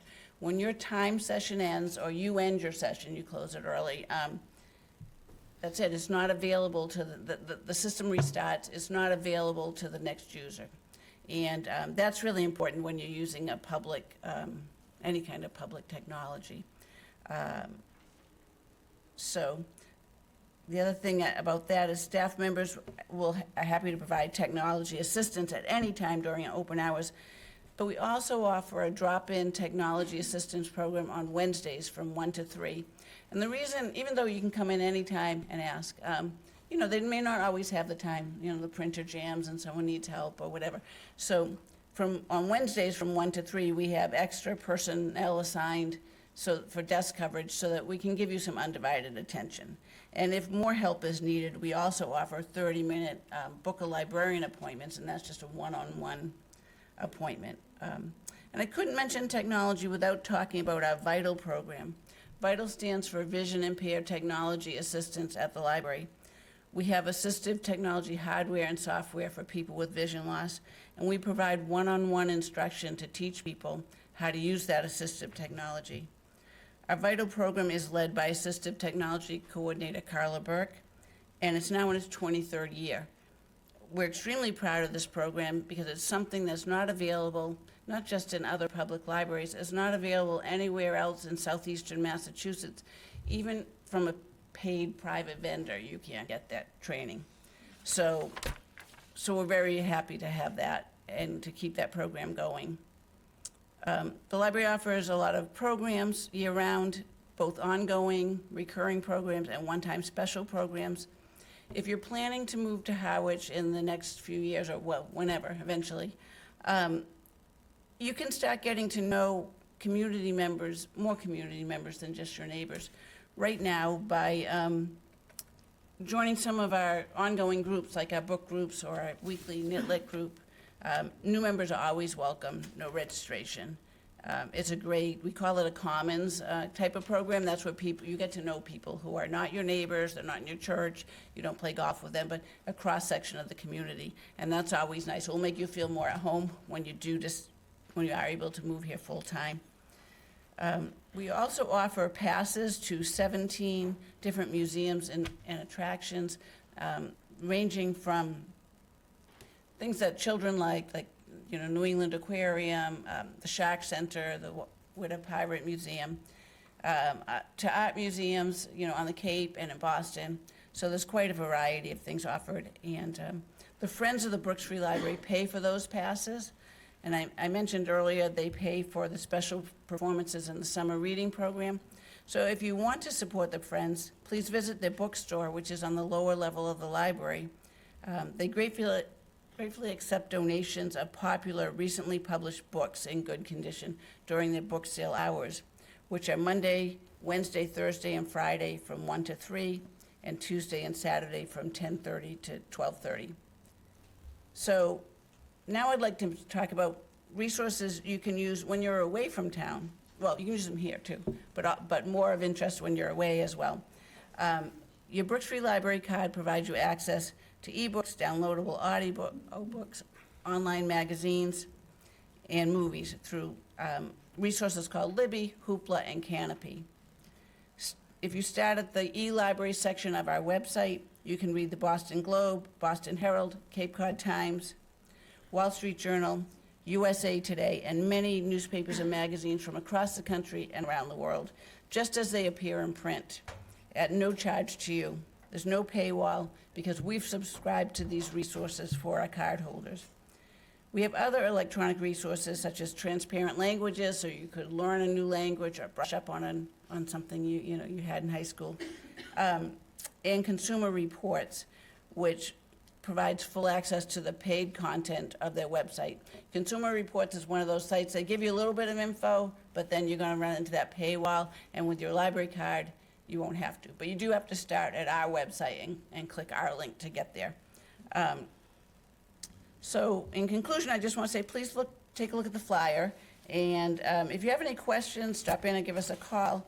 The library's open 6 days a week, Monday to Thursday, 10 a.m. to 7 p.m., and Friday and Saturday, 10 a.m. to 4 p.m. Our website is www.brooksfreelibrary.org, and our phone number is 508-430-7562. Thank you. Thanks. Any questions for the librarian? Any online?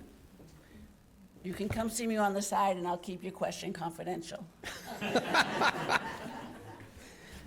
Thanks, Jenny, appreciate it. Okay, next up, assessing.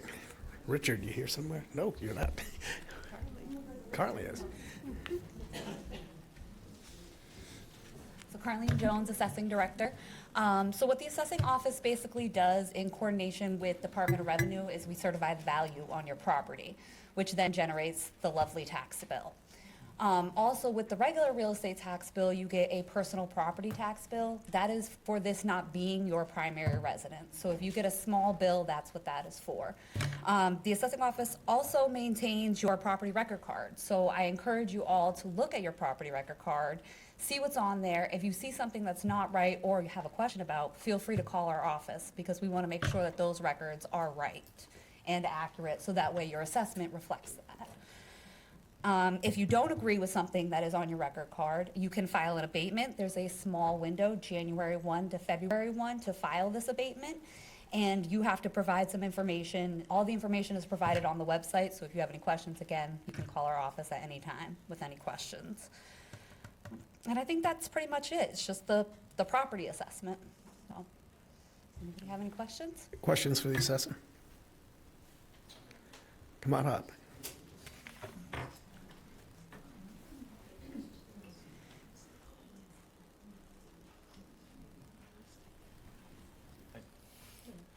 John Donahue, West Harwich.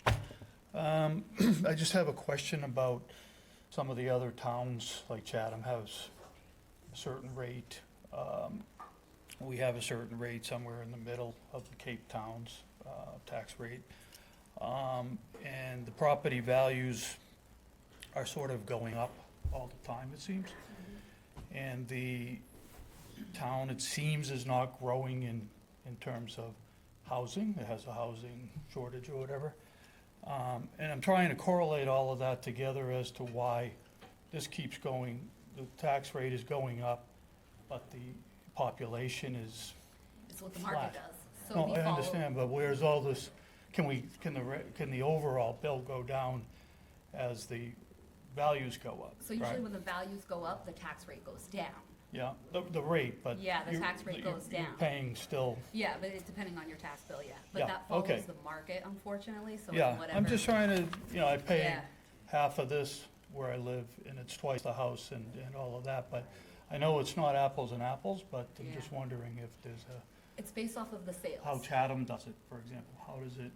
So every town in Massachusetts is based off of calendar You sales. got to get closer to the mic so that the people at home So, can. all the assessed values are based off of the sales. So whatever the market does, we're 100% market value. So basically, your assessed value is what it should sell for today. Okay, so are we all going to not get property taxes after 65? I wish. I wish I could say yes. All right, anything like that? So we do offer exemptions for full-time residents, just not second homeowners. Right, So you I have to get be it. a full-time resident. Okay, I'd like to, if it's okay, just make a few more comments on some of the earlier stuff. Sure. Quick and easy, sorry. Dry. Just leave it down, Yeah, you're fine. I know, I'm trying to, my kids came up here, and when they drive, they don't see any stop signs on certain roads until they're almost through, right, the road. And I'm just saying that it happens in a lot of places in the crossroads between like Lower County and 28. And if you know where you are, you know that you're coming to the end of the road, but there's usually a tree branch blocking the stop signs. And I'm just wondering, as the town's police patrol or whoever's going through there, if you can just cut the branches off because of something like this. I know it's a weird complaint, but you're laughing, but I don't want to. No, it's not a weird complaint. I'm actually laughing because our DPW director's gonna have to come up. Yeah, and no, adjust. you don't have to, he doesn't have to come up. He doesn't have to come up. I'm just saying it's a suggestion. It's a significant problem, and it happens every year because the vegetation overgrowth happens pretty quick If I here. carried my hedge trimmer, I could just get out and do it, but I don't do that. But these other lights that we're putting in or wherever in Dennisport, I didn't know about that, or street lights, but you have some intersections in this town, which I'm sure everybody's aware of. I think the one up by Big Rock and Stone, by Robert Hour, this intersection to get in and out of, and then there's one over by the general store. They don't have street lights, okay? So is this, are these on the list somewhere to do in a priority? Again, the priority is we first start with public safety records about crashes. Okay. We do keep records on crash incidences and intersections. They seem to be begging for a street light in a lot of those places, Okay, thank you. All right, if there are no more questions there. I will say, heading into the last thought, because your question about taxes is pertinent, we're under an obligation by the state to implement a sewering of the whole town based on the embayments and what's been identified. About 15 years ago, that was priced out at $300 million. There are 8 different phases to it. You're going to hear, if you stick around, you're going to hear about some of that in the other part of the meeting. The thing is, in today's dollars, it's probably more like $500 million, and we got basically 22 years to do it, and it's not a voluntary endeavor. So every time we do a sewer and it gets voted, when you open up your tax bill, it's not just what it costs to run the town. There's a certain component of that has to do with the bonding for those projects, and they are significant. So it's not exactly apples to apples. A lot of the towns that you may be looking at haven't actually implemented their plan yet, and there's an awful lot of stuff that they're going to have to be obligated to do that hasn't hit their tax rate yet, but it will. And unfortunately, we're at the end of the line for something that's been going on for 50, 60 years. It's quite expensive.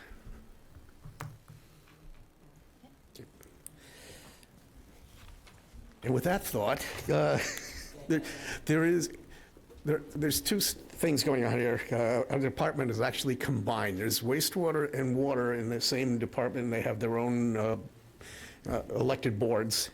Jason's sitting over there, and I'm sure he would be happy to talk about water. And Dan Pelletier is his predecessor we have as a consultant, and he's deep into, how do I put this politely, into wastewater. And where would that be? Oh, Paul C. Paul C., did you have a question or a comment to make? Yeah, a question for the assessor. She thought she got away. So Yes, I wanted to clarify to make sure I heard it right. The Sure. personal property taxes, is that for non-residents only? Yes. Yes, that is And for what are the- non-residents only. What are the proceeds of those taxes used for? General The treasure. general fund. Okay, and what's the rationale for non-residents paying that and residents don't? Mass general law. Yeah, it's Massachusetts state law, so it's Chapter Okay. 59, Section 2 and 18. Okay, thank you. That was it. You're welcome. Thank you. This time if you hurry up.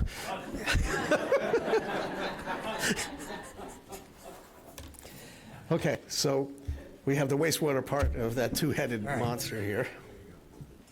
Dan Pelletier speaking on behalf of Wastewater tonight, kind of building on Megan's weekly briefing. The Phase 3 sewer project is still ongoing out in East Harwich. It's likely going to be going on well into 2026. The best place to get the most up-to-date information is these meetings in the town's website. There's a tab right on there, so if you're looking for the latest info on detours or where the work is taking place, that is the place to go. That project, where we're talking big money for sewers, there was $50 million appropriated for the construction of that Phase 3 sewer project. The next one in line, as Link indicated, the DOT project is going to be bidding sometime before December. The town is also installing a dry sewer pipe in West Harwich from the Dennis Town Line to the Herring River Bridge, so that we can get that in before the road resurfacing project, so we don't have to rip it up and repave it when that project is done. Also in the works is the Phase 3A project, which is going to be taking place north of Great Sand Lakes along Queen Anne Road. That project is currently in the final stages of design, and construction contracts should be issued for that prior to June of next year. And I would expect construction to follow sometime that fall. Although all these projects are a ton of money, the town has also benefited greatly from the Cape and Islands Water Protection Fund and a number of other programs offered through the state, getting upwards and over 25% principal forgiveness on these construction projects. So that is your money at work in some of the short-term rental taxes that residents or non-residents have been faced with. So that money is getting reinvested back into the community and used to clean up our harbors and embayments. Beyond that, another exciting project that was finished this past year in connection with wastewater was the Coldbrook Eco Restoration Project. If you're trying to avoid the traffic out in East Harwich, I would recommend you go down to Bank Street. There is an ADA accessible trail. They restored the old cranberry bogs and brought it back to its tidal stream, and there's a pedestrian bridge, lookout towers. It really is quite a beautiful spot if you haven't checked it out. Harwich is also in the very early preliminary stages of exploring another project, an eco-restoration project with the town of Brewster. In Harwich Conservation Trust, they were in to the Select Board a few weeks ago presenting or asking for their partnership in another restoration project. So again, very early stages on that one, but is moving forward. Lastly, I would just touch on some other highlights from this past town meeting. There was funding approved to continue efforts for revisions to the Comprehensive Wastewater Management Plan, as well as continue to identify or locate and identify an effluent recharge site for treated wastewater. So once the wastewater goes into our collection system and is treated at the wastewater treatment plant, we have to identify a place for that to be brought back and then discharged into the ground. With that, I would open any questions. Sure.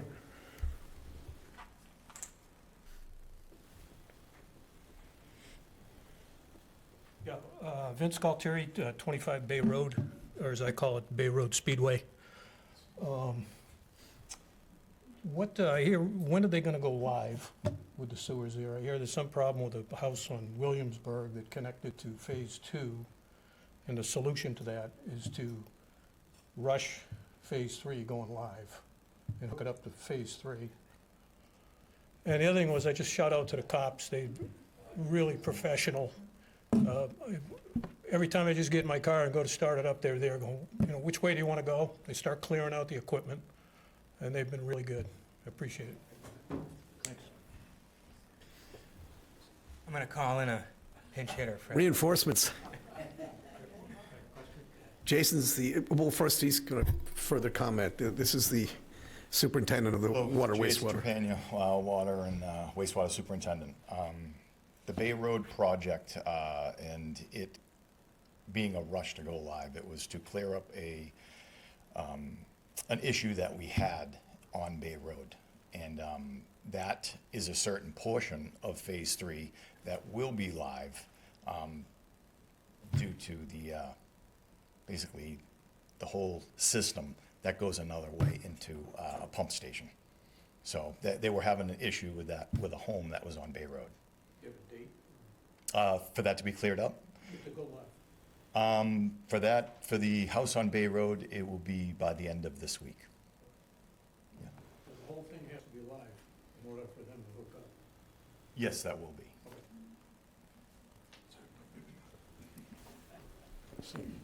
Any further questions? Yes, come on. I'm Ron Emler, and I live over on Park Street, so we're right in the same area. I just don't know when the other phases are going to happen. When we bought in 2012, we were told within 15, 17 years.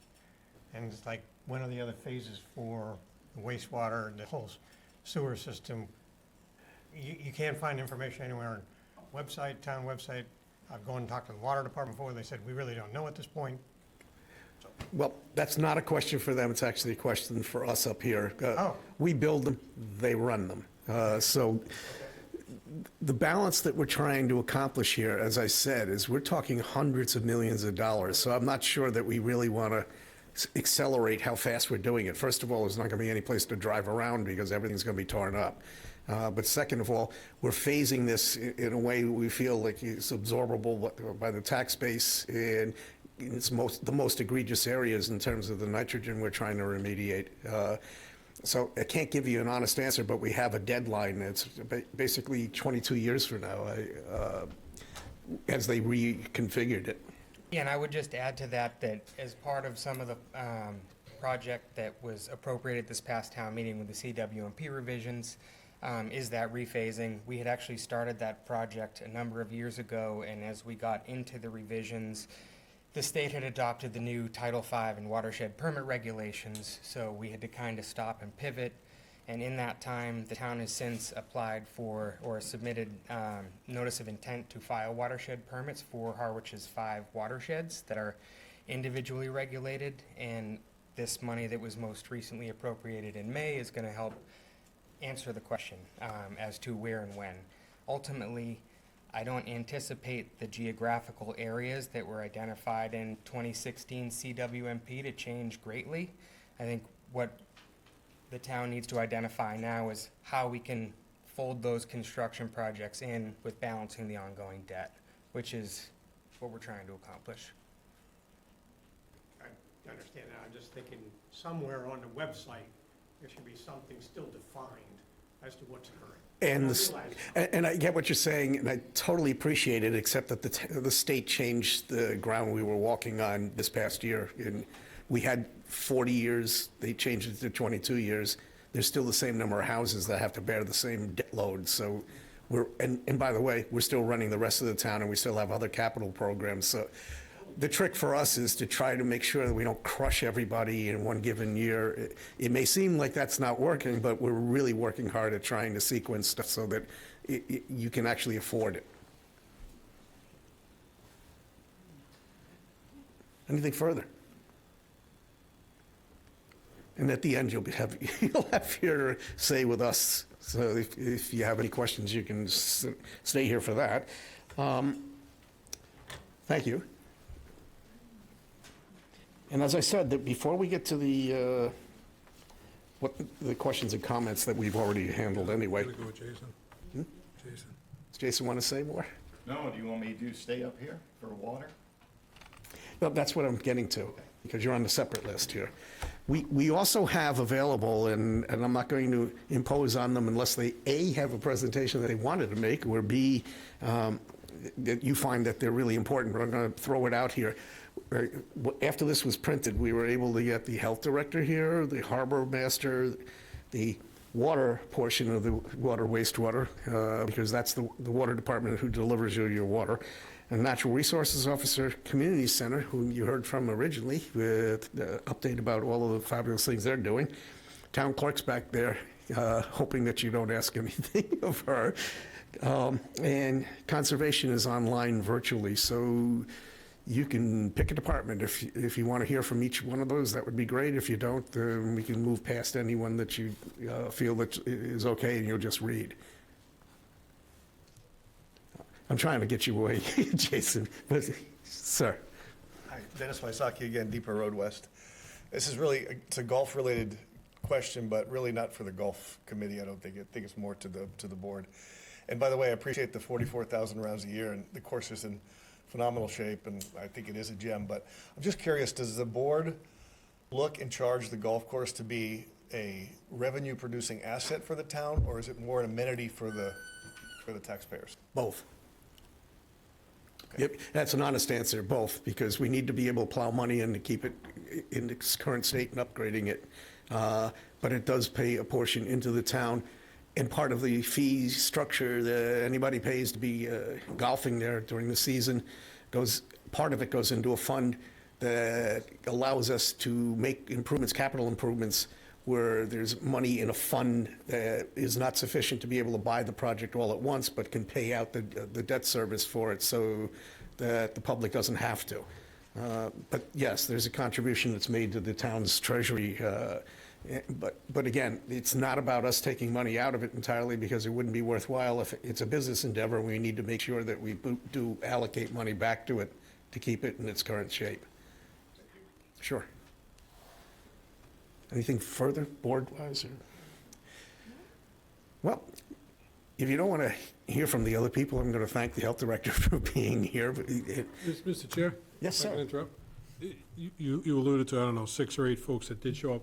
Perhaps they came prepared with a statement, and if they want to say something, they could have the option.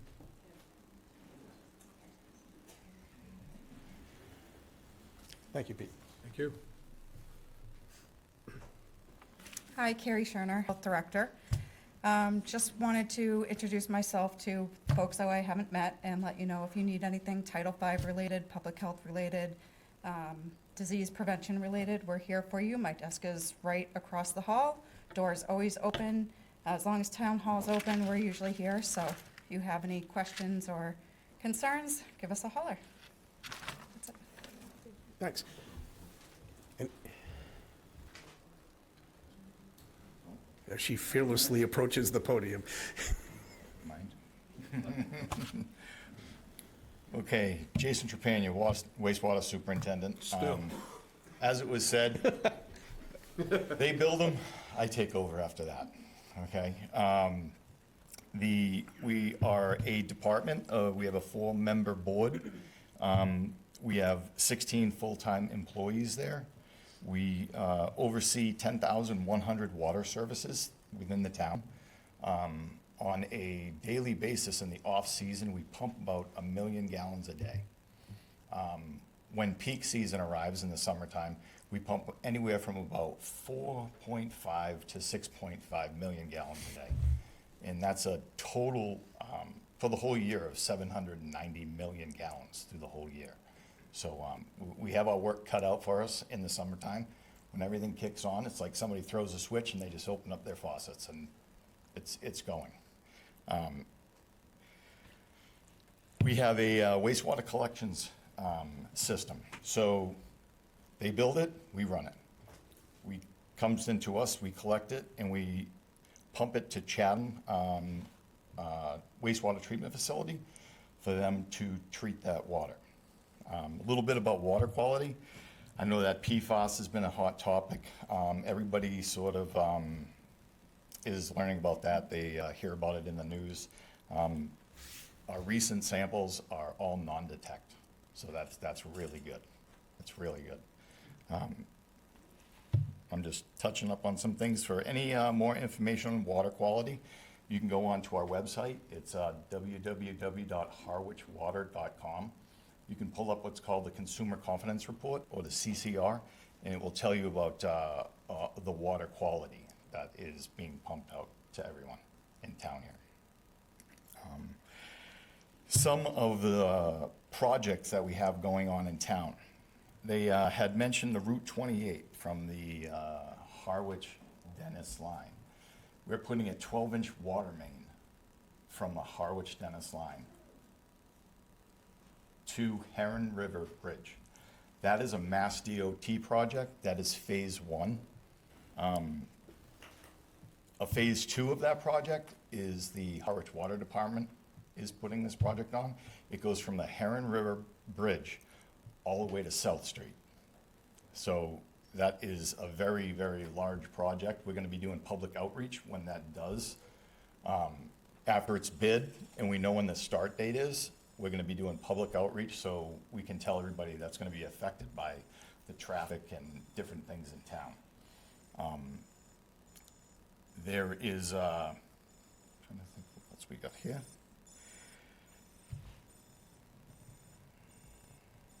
There will be no construction on Route 28 during the summer months. And another project you'll see, because it's high visibility, we're going to be painting the tank on Pleasant Lake Ave. That is the tank that is behind the Cape Cod Technical High School.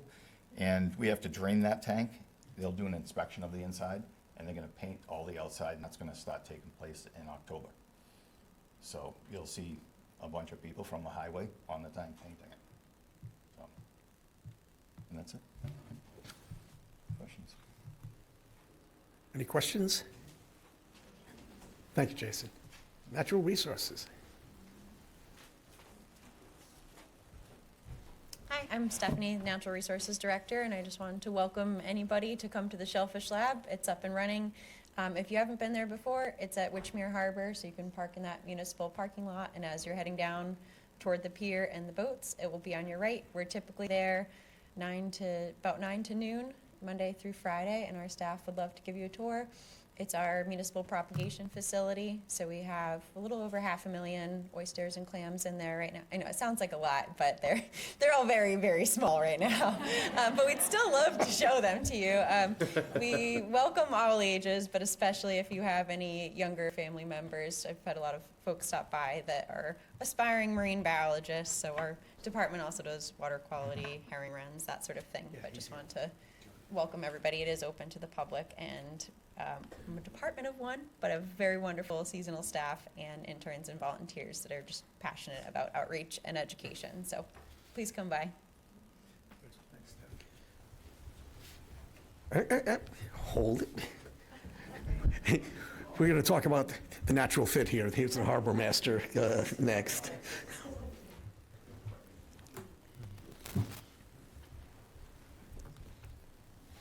Yeah, good evening, everyone. I'm John Harker. I'm the new harbor master. I've been here for 4 months, so hopefully you can get down to the harbor and visit. If you haven't already, we've had a really exciting season this far. I don't know if it's just me, but everyone said this has been the busiest time down the harbor in all these different years.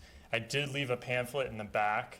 Kind of gives you a little bit of statistics about the harbor, but I just want to go over them real quickly. If you didn't know, we manage over almost 600 moorings. A lot of those are in the saltwater and some of those in the fresh. We have 214 town slips. We also manage 5 different boat ramps, and we have facilities in Saquatucket and Witchmere, Witchmere being the Shellfish Lab that we also help manage with the Department of Natural Resource. We do upwards from 4,000 to 18,000 cubic yards of dredging every year in between primarily Witchmere Harbor, Allen, Saquatucket, sometimes the Herring River, and Round Cove, Pleasant Bay. With that, we also have Herring River that we're responsible for, the 3 harbors, Pleasant Bay and Round Cove, and then we have ponds in Long Pond. So our staff is only 4 for all those responsibilities. Myself, a deputy, an assistant harbor master, and then we also work with the Department of Natural Resource where she'll help us out in the harbor and doing some of the assistant harbor master work. And then the waterway specialist, Michelle, if you haven't met her, please come down. She's the character and the glue that keeps us together in the office for the last 23 years. And with all those responsibilities, we only have 4 boats. We have a 2014 Eastern that's in the harbor. We have a pump-out boat that provides pump-out facilities, along with pump-out facility at our transient dock. We have a 23-foot Carolina skiff that's in Round Cove, and then we have a 1974 Boston Whaler in Long Pond, which will hopefully be replacing at some time in the near future. So we have 4 vessels, 3 staff, and then also Stephanie that helps us on the water, seasonal people, and in the summertime, we're actually manning the office from 7 in the morning to 7 at night. So we're very busy. We want you to come down the harbor, visit us, experience the harbor's beauty, and if there's any questions, let us know. Questions right now? All right, Robin, you're on.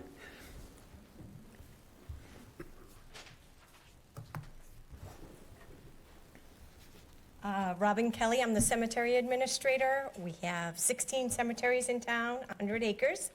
The DPW has 2 maintenance guys that help maintain the cemeteries. I'm a department of 1. One of our cemeteries is an arboretum, and it has 110 different species of trees and what he plants. It's a level 2 accredited arboretum, which I believe is the only one in the state of Massachusetts. So if anyone would like to come and go on a tour, you can just call me up, and if I have availability, I can show you around. A lot of the trees are tagged, so it has the scientific name, the common name. We have local artist draw. Bernadette Waystack is here. She's done a lot of the drawings for the tree tags. The horticultural students from the Cape Cod Tech go over and learn about trees. We have a whole section of native species. If you are doing a garden or planting something on your property and you want some trees that don't use a lot of water, feel free to go down there and check out some of those native trees, and they can help you out. If you need any assistance with any genealogical research, if you have any family members buried in the town and you're looking for their locations, you can reach out to me as well. And I also sell burial lots, so if anyone wants looking for their forever home, let me know. Thank you. I'm not sure if that's a pitch everybody's interested in right now. It's like, oh, final three here. Why don't we go to Amy Wazowski, who's on virtually. She's the conservation head. Thank you all. Real briefly, for the Conservation Department, we're a really small department. We have 2 full-time staff, 1 part-time year-round executive assistant, and 1 part-time summer seasonal shorebird monitor. The shorebird season is wrapping up for this year. We did have some piping plovers on town properties. We did not have tern nests this year. Our department is largely in charge of upholding the Wetlands Protection Act and the Harwich Wetlands Protection Bylaw. So anytime you live near or on wetlands, whatever you want to do to your property should come in front of the Conservation Department, whether you want to put an addition on, maybe you want a dock, maybe you want a pool. If you're within the 100-foot buffer or 200 foot of a river, you have to go in front of the Conservation Commission for that, and we're happy to guide you in that process. We also manage over 1,000 acres of conservation land, and this is greatly helped by the DPW as well as the Harwich Conservation Trust, lots of citizen volunteers, and AmeriCorps Cape Cod. We manage the roughly 100-plot Harwich Community Gardens, and this past 2 years, we've been pleased to partner with the Health Department on the People's Garden Initiative. We partner with AmeriCorps, as I said, and we typically have a member assisting with special projects throughout the year. We help the Planning Department with the Open Space and Recreation Plan and the Hazard Mitigation Plan. We are assisting with the Community Rating System program for the town, which is part of getting your flood insurance rates lowered if the town does certain activities that are make our town more flood resilient. We lead free public educational opportunities throughout the year. And as I said, we collaborate with the numerous other departments such as DPW, Harbor, Natural Resources, Health, and Planning. And if anybody has any questions, I'll be happy to take them, but I'll leave it at that. Any questions for Amy? Thank you for being here. Final two, the community center.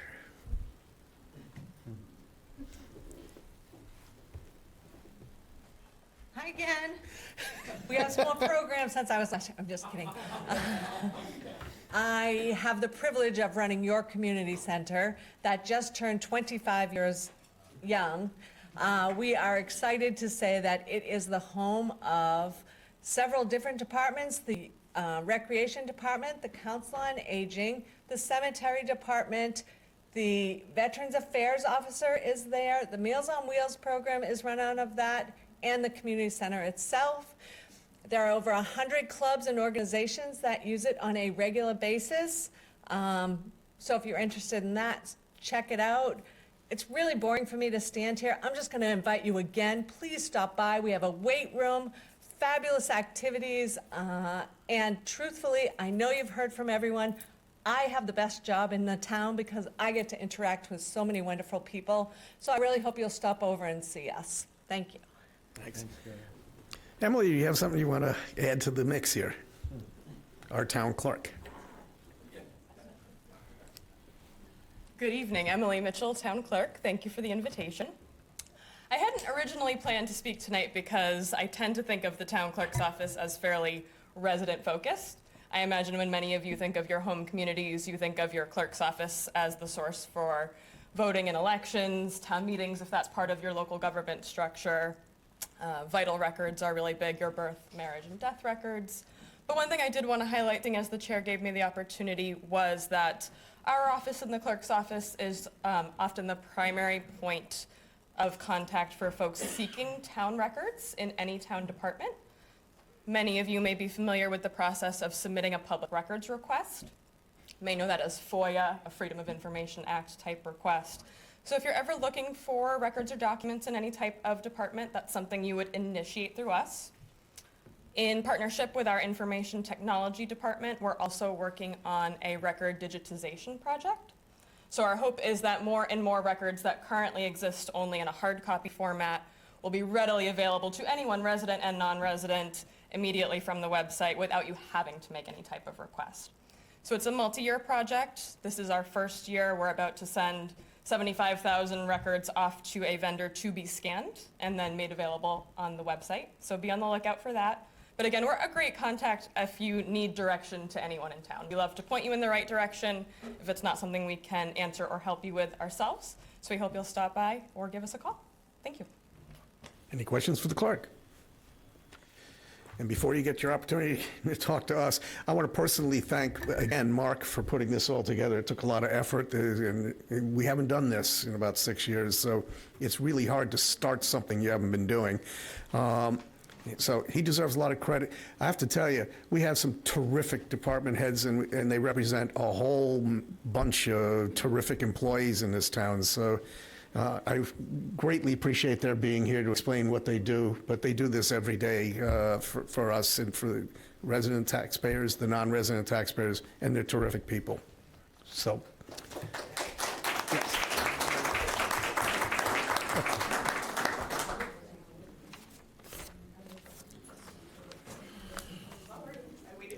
You don't have to be sorry.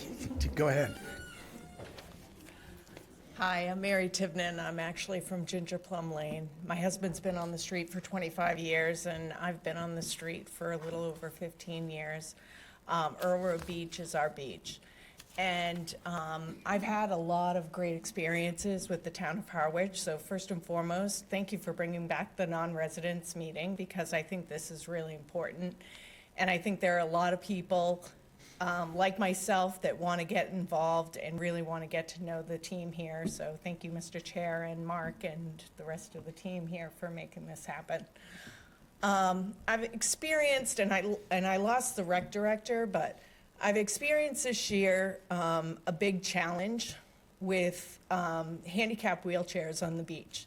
So first and foremost, we did get new handicap wheelchairs. I've been using the handicap wheelchairs for the last 10 years with my family. We go to the beach late. We're Irish, we don't tan well, I do. The rest of them don't. And one of the challenges that we've had, I have a sister with MS right now, and one of the challenges that we have is that the beach closes access to the wheelchairs at 4:30 when the lifeguards leave. So we have a very short season, and what I'm here to ask from the board is really a solution for this short season in which residents, non-residents, but residents have the ability to access these wheelchairs so we can use them. I know that there's concern about things that are being locked up, and they have to be locked up when the team for the beach leaves.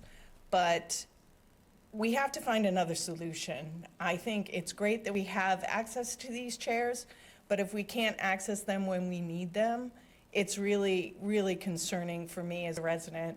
And I listened to the chief saying, you know, hey, if you need any assistance, all I'm asking is the opportunity to be able to get my family members to the beach and, you know, return the beach chair at, well, not 8 o'clock anymore because the sun's down, but, you know, 7:30 at night. And allowing us to get out there and really enjoy this short season that we have. So I don't know how we solve this problem, but I would really like to try to find a solution for this because it is something that's really important to me and the community that we live in and all of my family that's down here to be able to share this time with our loved ones. I don't know the answer yet either myself, but I can guarantee you that we debrief after the meeting on the next day to go over issues that were brought up that we might be able to deal with. So I promise you we'll have that discussion. Okay, okay, and I'll follow up. Thank you. Excellent. Thank you. Yes.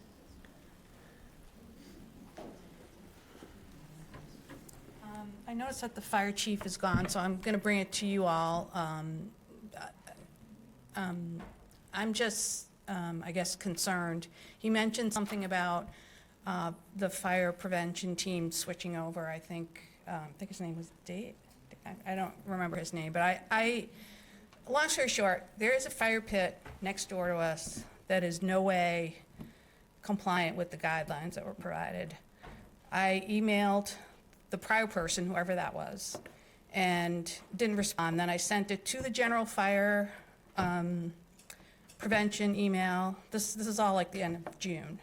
And then probably within the last 3 weeks, 2 or 3 weeks, have emailed it to the chief. And I guess my question to you is it acceptable to you that I call and I send emails and get no response? No. Okay.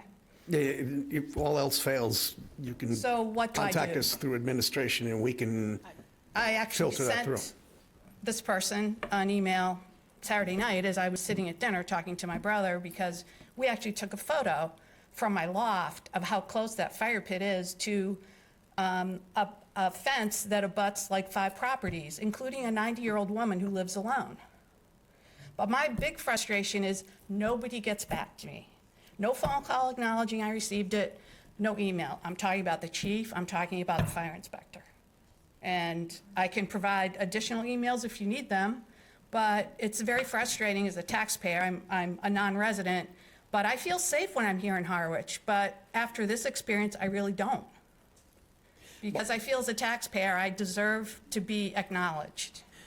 Again, we'll go over this tomorrow, but I will say this, that I'm pretty sure I'm speaking for the entire board here. It's a matter that is super important to everybody at this board, that people who make inquiries get a response. Even if it's just to say, I got your complaint, I got your issue, we're looking into it. Including this person sitting here. But again, we haven't been able to deal with it ourselves at this point. I promise you we will. I mean, to me, I worked in business for a very long time. There should be standards. You get an email or a phone call, you answer it within a certain number of days. Well put. And so you have my information, correct? I do have your information. I received your email this morning. Okay, so I would like a call back from someone. Absolutely. Thank you. Sure. Yes. Hi, Sherry Geller, West Harwich. My family has been non-resident taxpayers since 1979, and we really love this community, and I'm grateful for the work of all of the employees and volunteers tonight. I've enjoyed coming to this meeting many times over the years and want to put in a plug to continue it. I think it's really helpful to not only hear the reports, but get to link names and faces and see who's running our town and who's putting in such good work. I also wanted to make a sort of related comment about fire safety, and I wish I had made it while the chief were here, but I've noticed several places that have made me nervous during such a hot summer. Someone mentioned, I think you, Mr. Howell, that there was so little rain this year, but, the pool. Wasn't me, but it was true. The beaches said that, like, we haven't had rain days, right? I noticed several things that made me nervous about fire safety, and I've looked at the town website a few times to try to get information about locations of fire pits and other things, and it's hard to find or non-existent. And some of the towns I've noticed, especially the town of Yarmouth, has an excellent page on fire safety, especially related to summer activity. So, I know that the town administrator and others have lots on their plate and maybe not the time right now to update websites and things, but some of the things that might help the people in the town help each other be more safe maybe could be looked at when you have a chance. But thank you. Thanks, Sherry. Actually, good to see you again, by the way. I can assure you one thing, this was hard to do. It is so hard to bring back something that you've stopped doing. I believe that there's a commitment on this board that this is not a one-off. You'll be seeing this every year because it's worthwhile. I mean, and people get to know things. I'll bet you our own residents, when they view this, because it'll be on YouTube, will be able to get a lot that they hadn't known themselves. Yes, sir. Real quick question. Bill Coleman, Black Hawk Drive. In my town that I primarily live in, I've been serving on both elected and appointed committees for almost 30 years.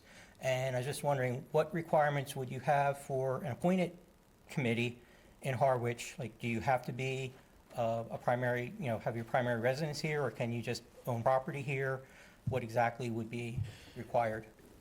Not always, but we do have a committee that interviews people and makes recommendations to us.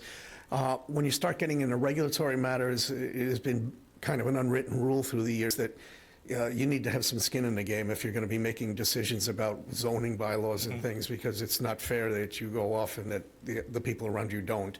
You make the mess and leave it somebody else. Yeah, but there are tons of other opportunities, and we would appreciate anybody. There's citizen activity forms. You can get them both online. You can get them, they should be outside the door, aren't they? They're in administration, and they're also Actually, online. I picked one up, and that what prompted me to think of the question, because you didn't really say anything that if you had to be a resident or exactly, or just We a are property grateful owner. for anyone who's willing to give them their time. Okay. But it would require on some of these committees a commitment that follows through like once a month, say in the off season. So we have to balance that too, because we can't have a committee that isn't populated for large sections Are of the you year. doing, well, obviously I see the Zoom or whatever method you're using here. Do you have any committees that meet primarily through tele viewing as opposed to meeting in person or hybrid? We're looking at a whole range of things. First of all, starting with our own employees about what remote work would look like. We don't have a policy on any of that right now, but recognizing that that's going on elsewhere in the world, that we are looking at pretty much the whole gamut. Just to say, in some cases, it makes it a lot easier. For the past 10 years, I've been chair of the bylaw committee in Maynard, and since COVID started, we've just been doing everything on Zoom, and it's been working pretty well. So, all right, thank you. Sure, thank you. Any other comments?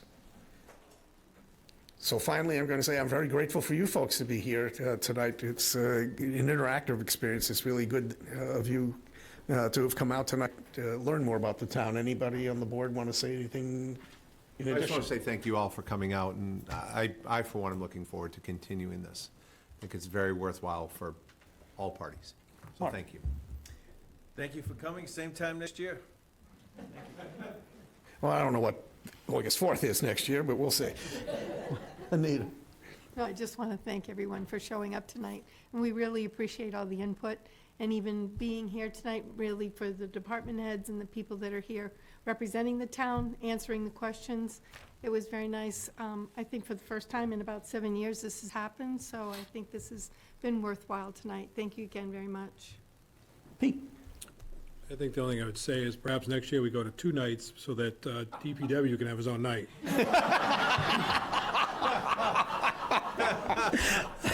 But otherwise, no, I appreciate everybody's attendance, especially the folks who work for the town. We appreciate their time this evening. And of course, the non-resident taxpayers for showing up and voicing their thoughts and opinions. We appreciate it. Thanks again. We're going to go on because we have more government work to do, but if you're free to go, but make sure that we know your whereabouts. Take care. Give them a couple seconds to get out so that we can talk. You're going to be up with the consent. You're going to be up next with the consent agenda. Just give me the word when you want me to read it. Yeah, we're waiting for filter and murmuring to stop.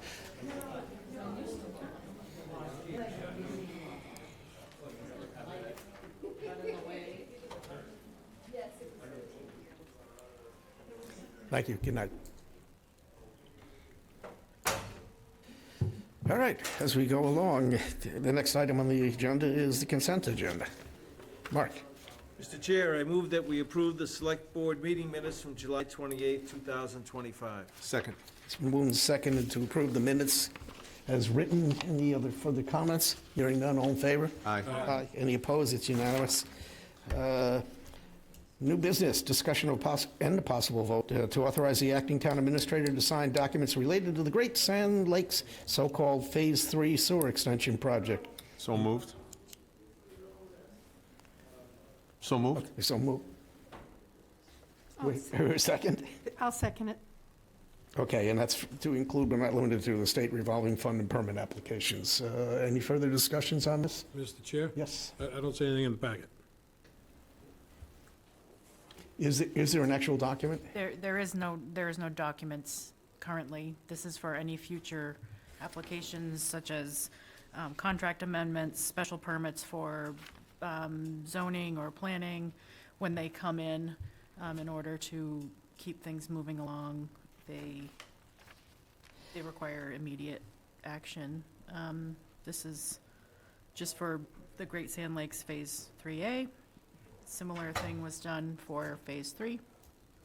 And I don't discount that at all, I'm sure it was. I'm not comfortable approving anything without seeing the document ahead of time, so I was I'll be. going to say the same thing, so would you be willing to just withdraw this for the time being? 'Cause it's just a question of having documentation, so that anything, because pre-approval, we'd still want to see something to understand what's being approved and not. So, I withdraw my second. okay. So we'll talk tomorrow. Okay. Okay, old business, discussion and possible vote on legal services, request for proposals. I'd like to kick off something here. I don't see in this, the way it's written currently, that we could conceivably, the way we were set up originally, say 10 years ago, 15 years ago, we had Labor Council, we had land use, which Mike Ford had done, and we had General Counsel. What I envisioned is that there'd be 3 different service areas that we had the right to be able to award independently or in the aggregate as whatever we feel is in the best interest of the town to provide. So we could wind up with 3 legal counsels. We could wind up with 1 who does everything. But I'm not seeing here that So on, even the method of award doesn't say that we reserve the right to individually award if you different types. if I may, on page 6 of 22, I don't know what it is in your packet. Yeah. It is underneath scope of services and specifications. The town reserves the right to award a contract for legal services to 1 or more firms, attorneys based on experience and the needs of the town. Proposers are encouraged to submit proposals for any or all of the above requested services. Okay.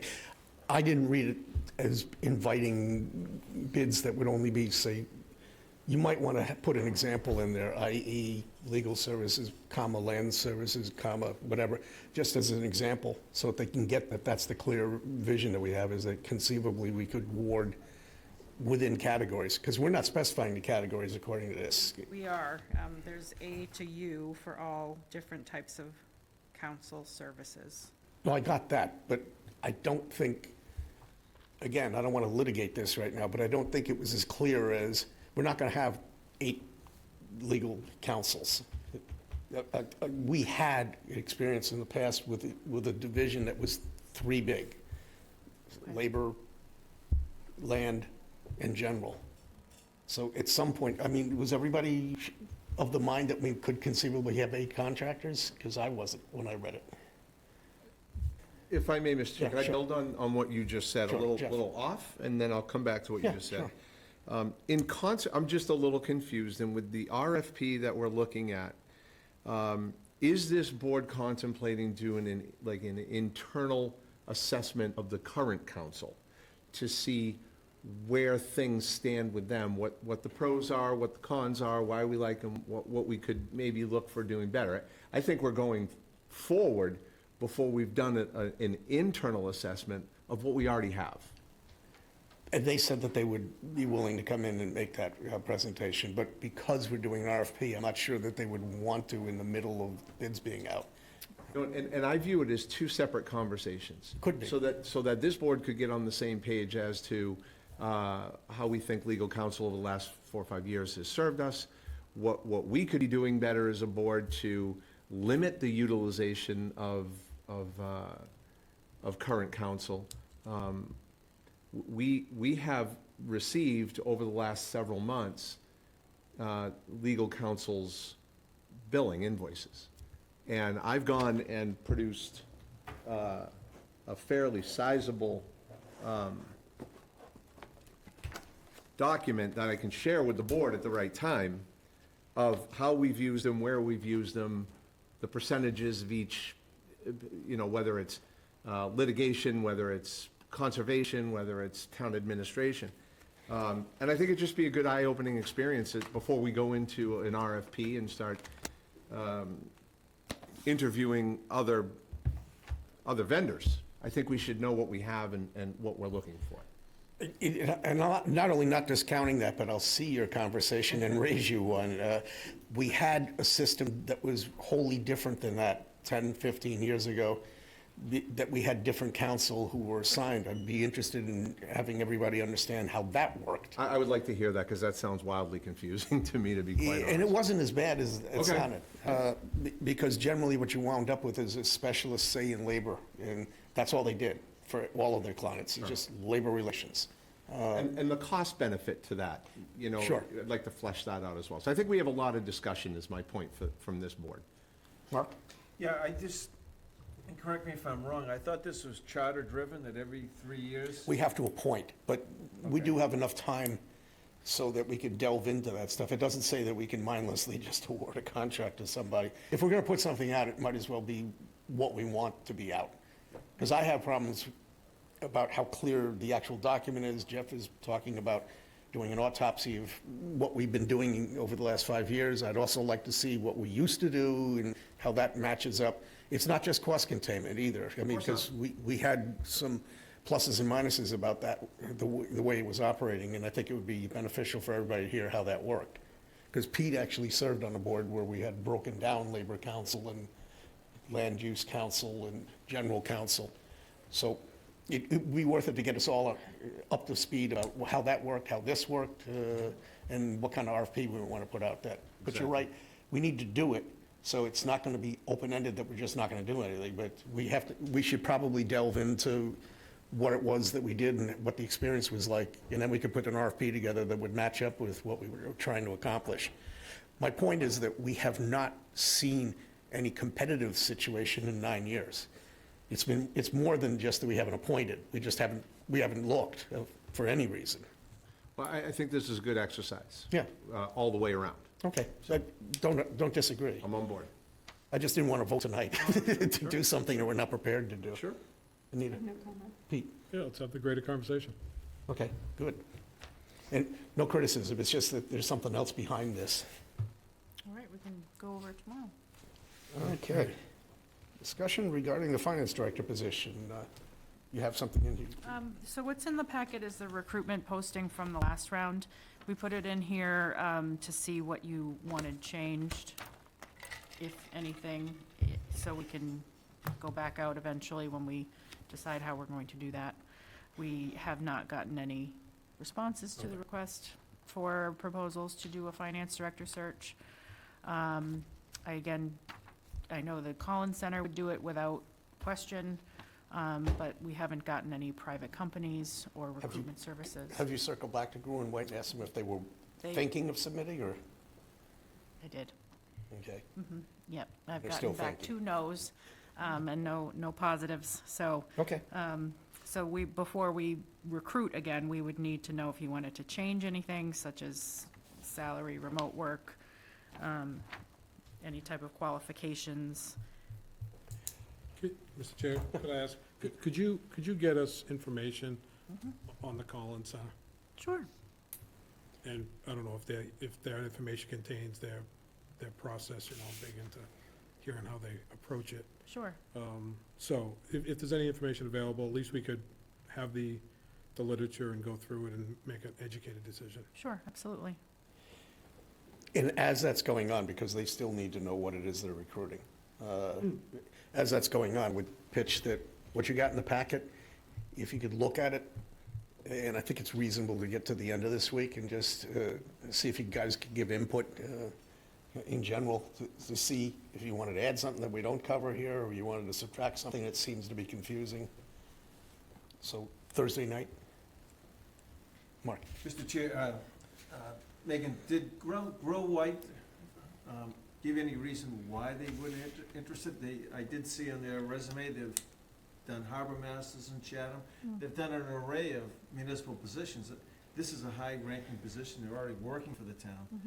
Did they give any reason why they declined? They did, and I can reach out to him again and find out if he's maybe willing to do it if I ask again. Yeah. Yeah. Nicely. Yeah, I'll ask again nicely. Yeah. Okay. Okay, well, that's as far as we can get with that, but it's not, I just want to keep it on the radar screen, so. All right, contracts. All right, Mr. Chair, we have one contract for your discussion and possible vote. It is with Fall River Electrical Associates. And it is for the replacement of the generator at the 204 Sisson Road building. Article 16 of the 2023 annual town meeting approved funding for the project. We estimated it at $200,000. The low bid was accepted at $119,000. We did receive 5 bids, and they ranged from the 119 up to close to $180,000. So our estimates were good. They were below estimate. So I would recommend that you approve this contract. Mr. Chair, I move that we vote to award a contract to Fall River Electrical Associates Company, Inc. in the amount of $119,000 for the replacement of a generator at 204 Sisson Road. Upon the recommendation of the On the acting town recommendation of the administrator. acting town administrator. Second. Okay, second. Any further discussion? Pete? If I could, do you know, Megan, is this a whole building generator? This is a whole building generator. Does the entire panel? It does. Thank you. Any further? Mark? Just one other statement, Megan. I've always been of the opinion that the town could use a portable generator. For example, the water department, if the pump station goes down, they could use a portable generator. 204 Sisson Road, the only reason I think they need a portable generator in dire situations is when you have a power outage and it's below freezing, so the sprinkler line doesn't freeze up. So I know this is well in the process, but we have the Harbor Master building coming up. For the infrequent times that we have power outages in a lot of these locations, a portable generator, and when I say portable generator, diesel generator that could service these buildings, I think would give the town a lot more flexibility. It could handle the water pump stations, it could handle some other things. I happen to be meeting with the facilities manager tomorrow. I'm gonna bring it up to him for his consideration, but just wanted to say that, so thank you. Okay. So, any further discussion? Hearing none in favor? Aye. Oh, we did that already. Okay. Or did we? You have to vote. So it's only No, Pete? you just call it. Only Pete wants to I vote guess on that it. failed. All in favor? Aye. Any opposed? It's unanimous. Before we move on to either the town administrator's report or the select board report, I just want to make sure that everybody understands what just happened a few items above. We are absolutely tracking the progress of the so-called 3A project. We're well on target for everything. What we're asking for is for us to see what documents were being signed as they were being signed, but I assure you that every meeting, we will have that as one of these status updates, along with the Brooks Academy, a couple other things, so that we know that we're on target, and right now, we're on target. We're well on target, and it's our intention to make sure it stays on target, because I think we all know that the likelihood of the state coming back in another cycle and giving us the same deal again in the near future is probably not big. So we want to make sure that we do everything to keep eligible. So you have our commitment to that. So with that, town administrator's report. There isn't much to report aside from putting in the backup material for the hazard mitigation plan memorandum of agreement. That was in your packet last year. It was signed, and we were wondering where the backup material was, and here it is in your packet this week. This was a grant for the update of our hazard mitigation plan, and we were hoping to get it done before the end of June, but we needed an extension. So last week, there was a signed memorandum of agreement for an extension, and in here is the reason, is the backup material. This is a no-cost item for the town. the $18,000 was part of a grant. And that's all. Member reports. Pete? Anita? Nothing? Mark? No, no, Mr. Chair. Thank you, Mr. Chair. Just a quick question for the chair and potentially the board.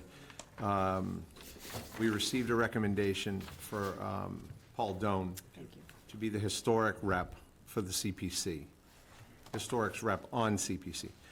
Would you prefer this recommendation come before the interview committee? Yes. Okay. And the reason being is that they have to pick an ex officio member from the committee, but it doesn't have to be a specific one.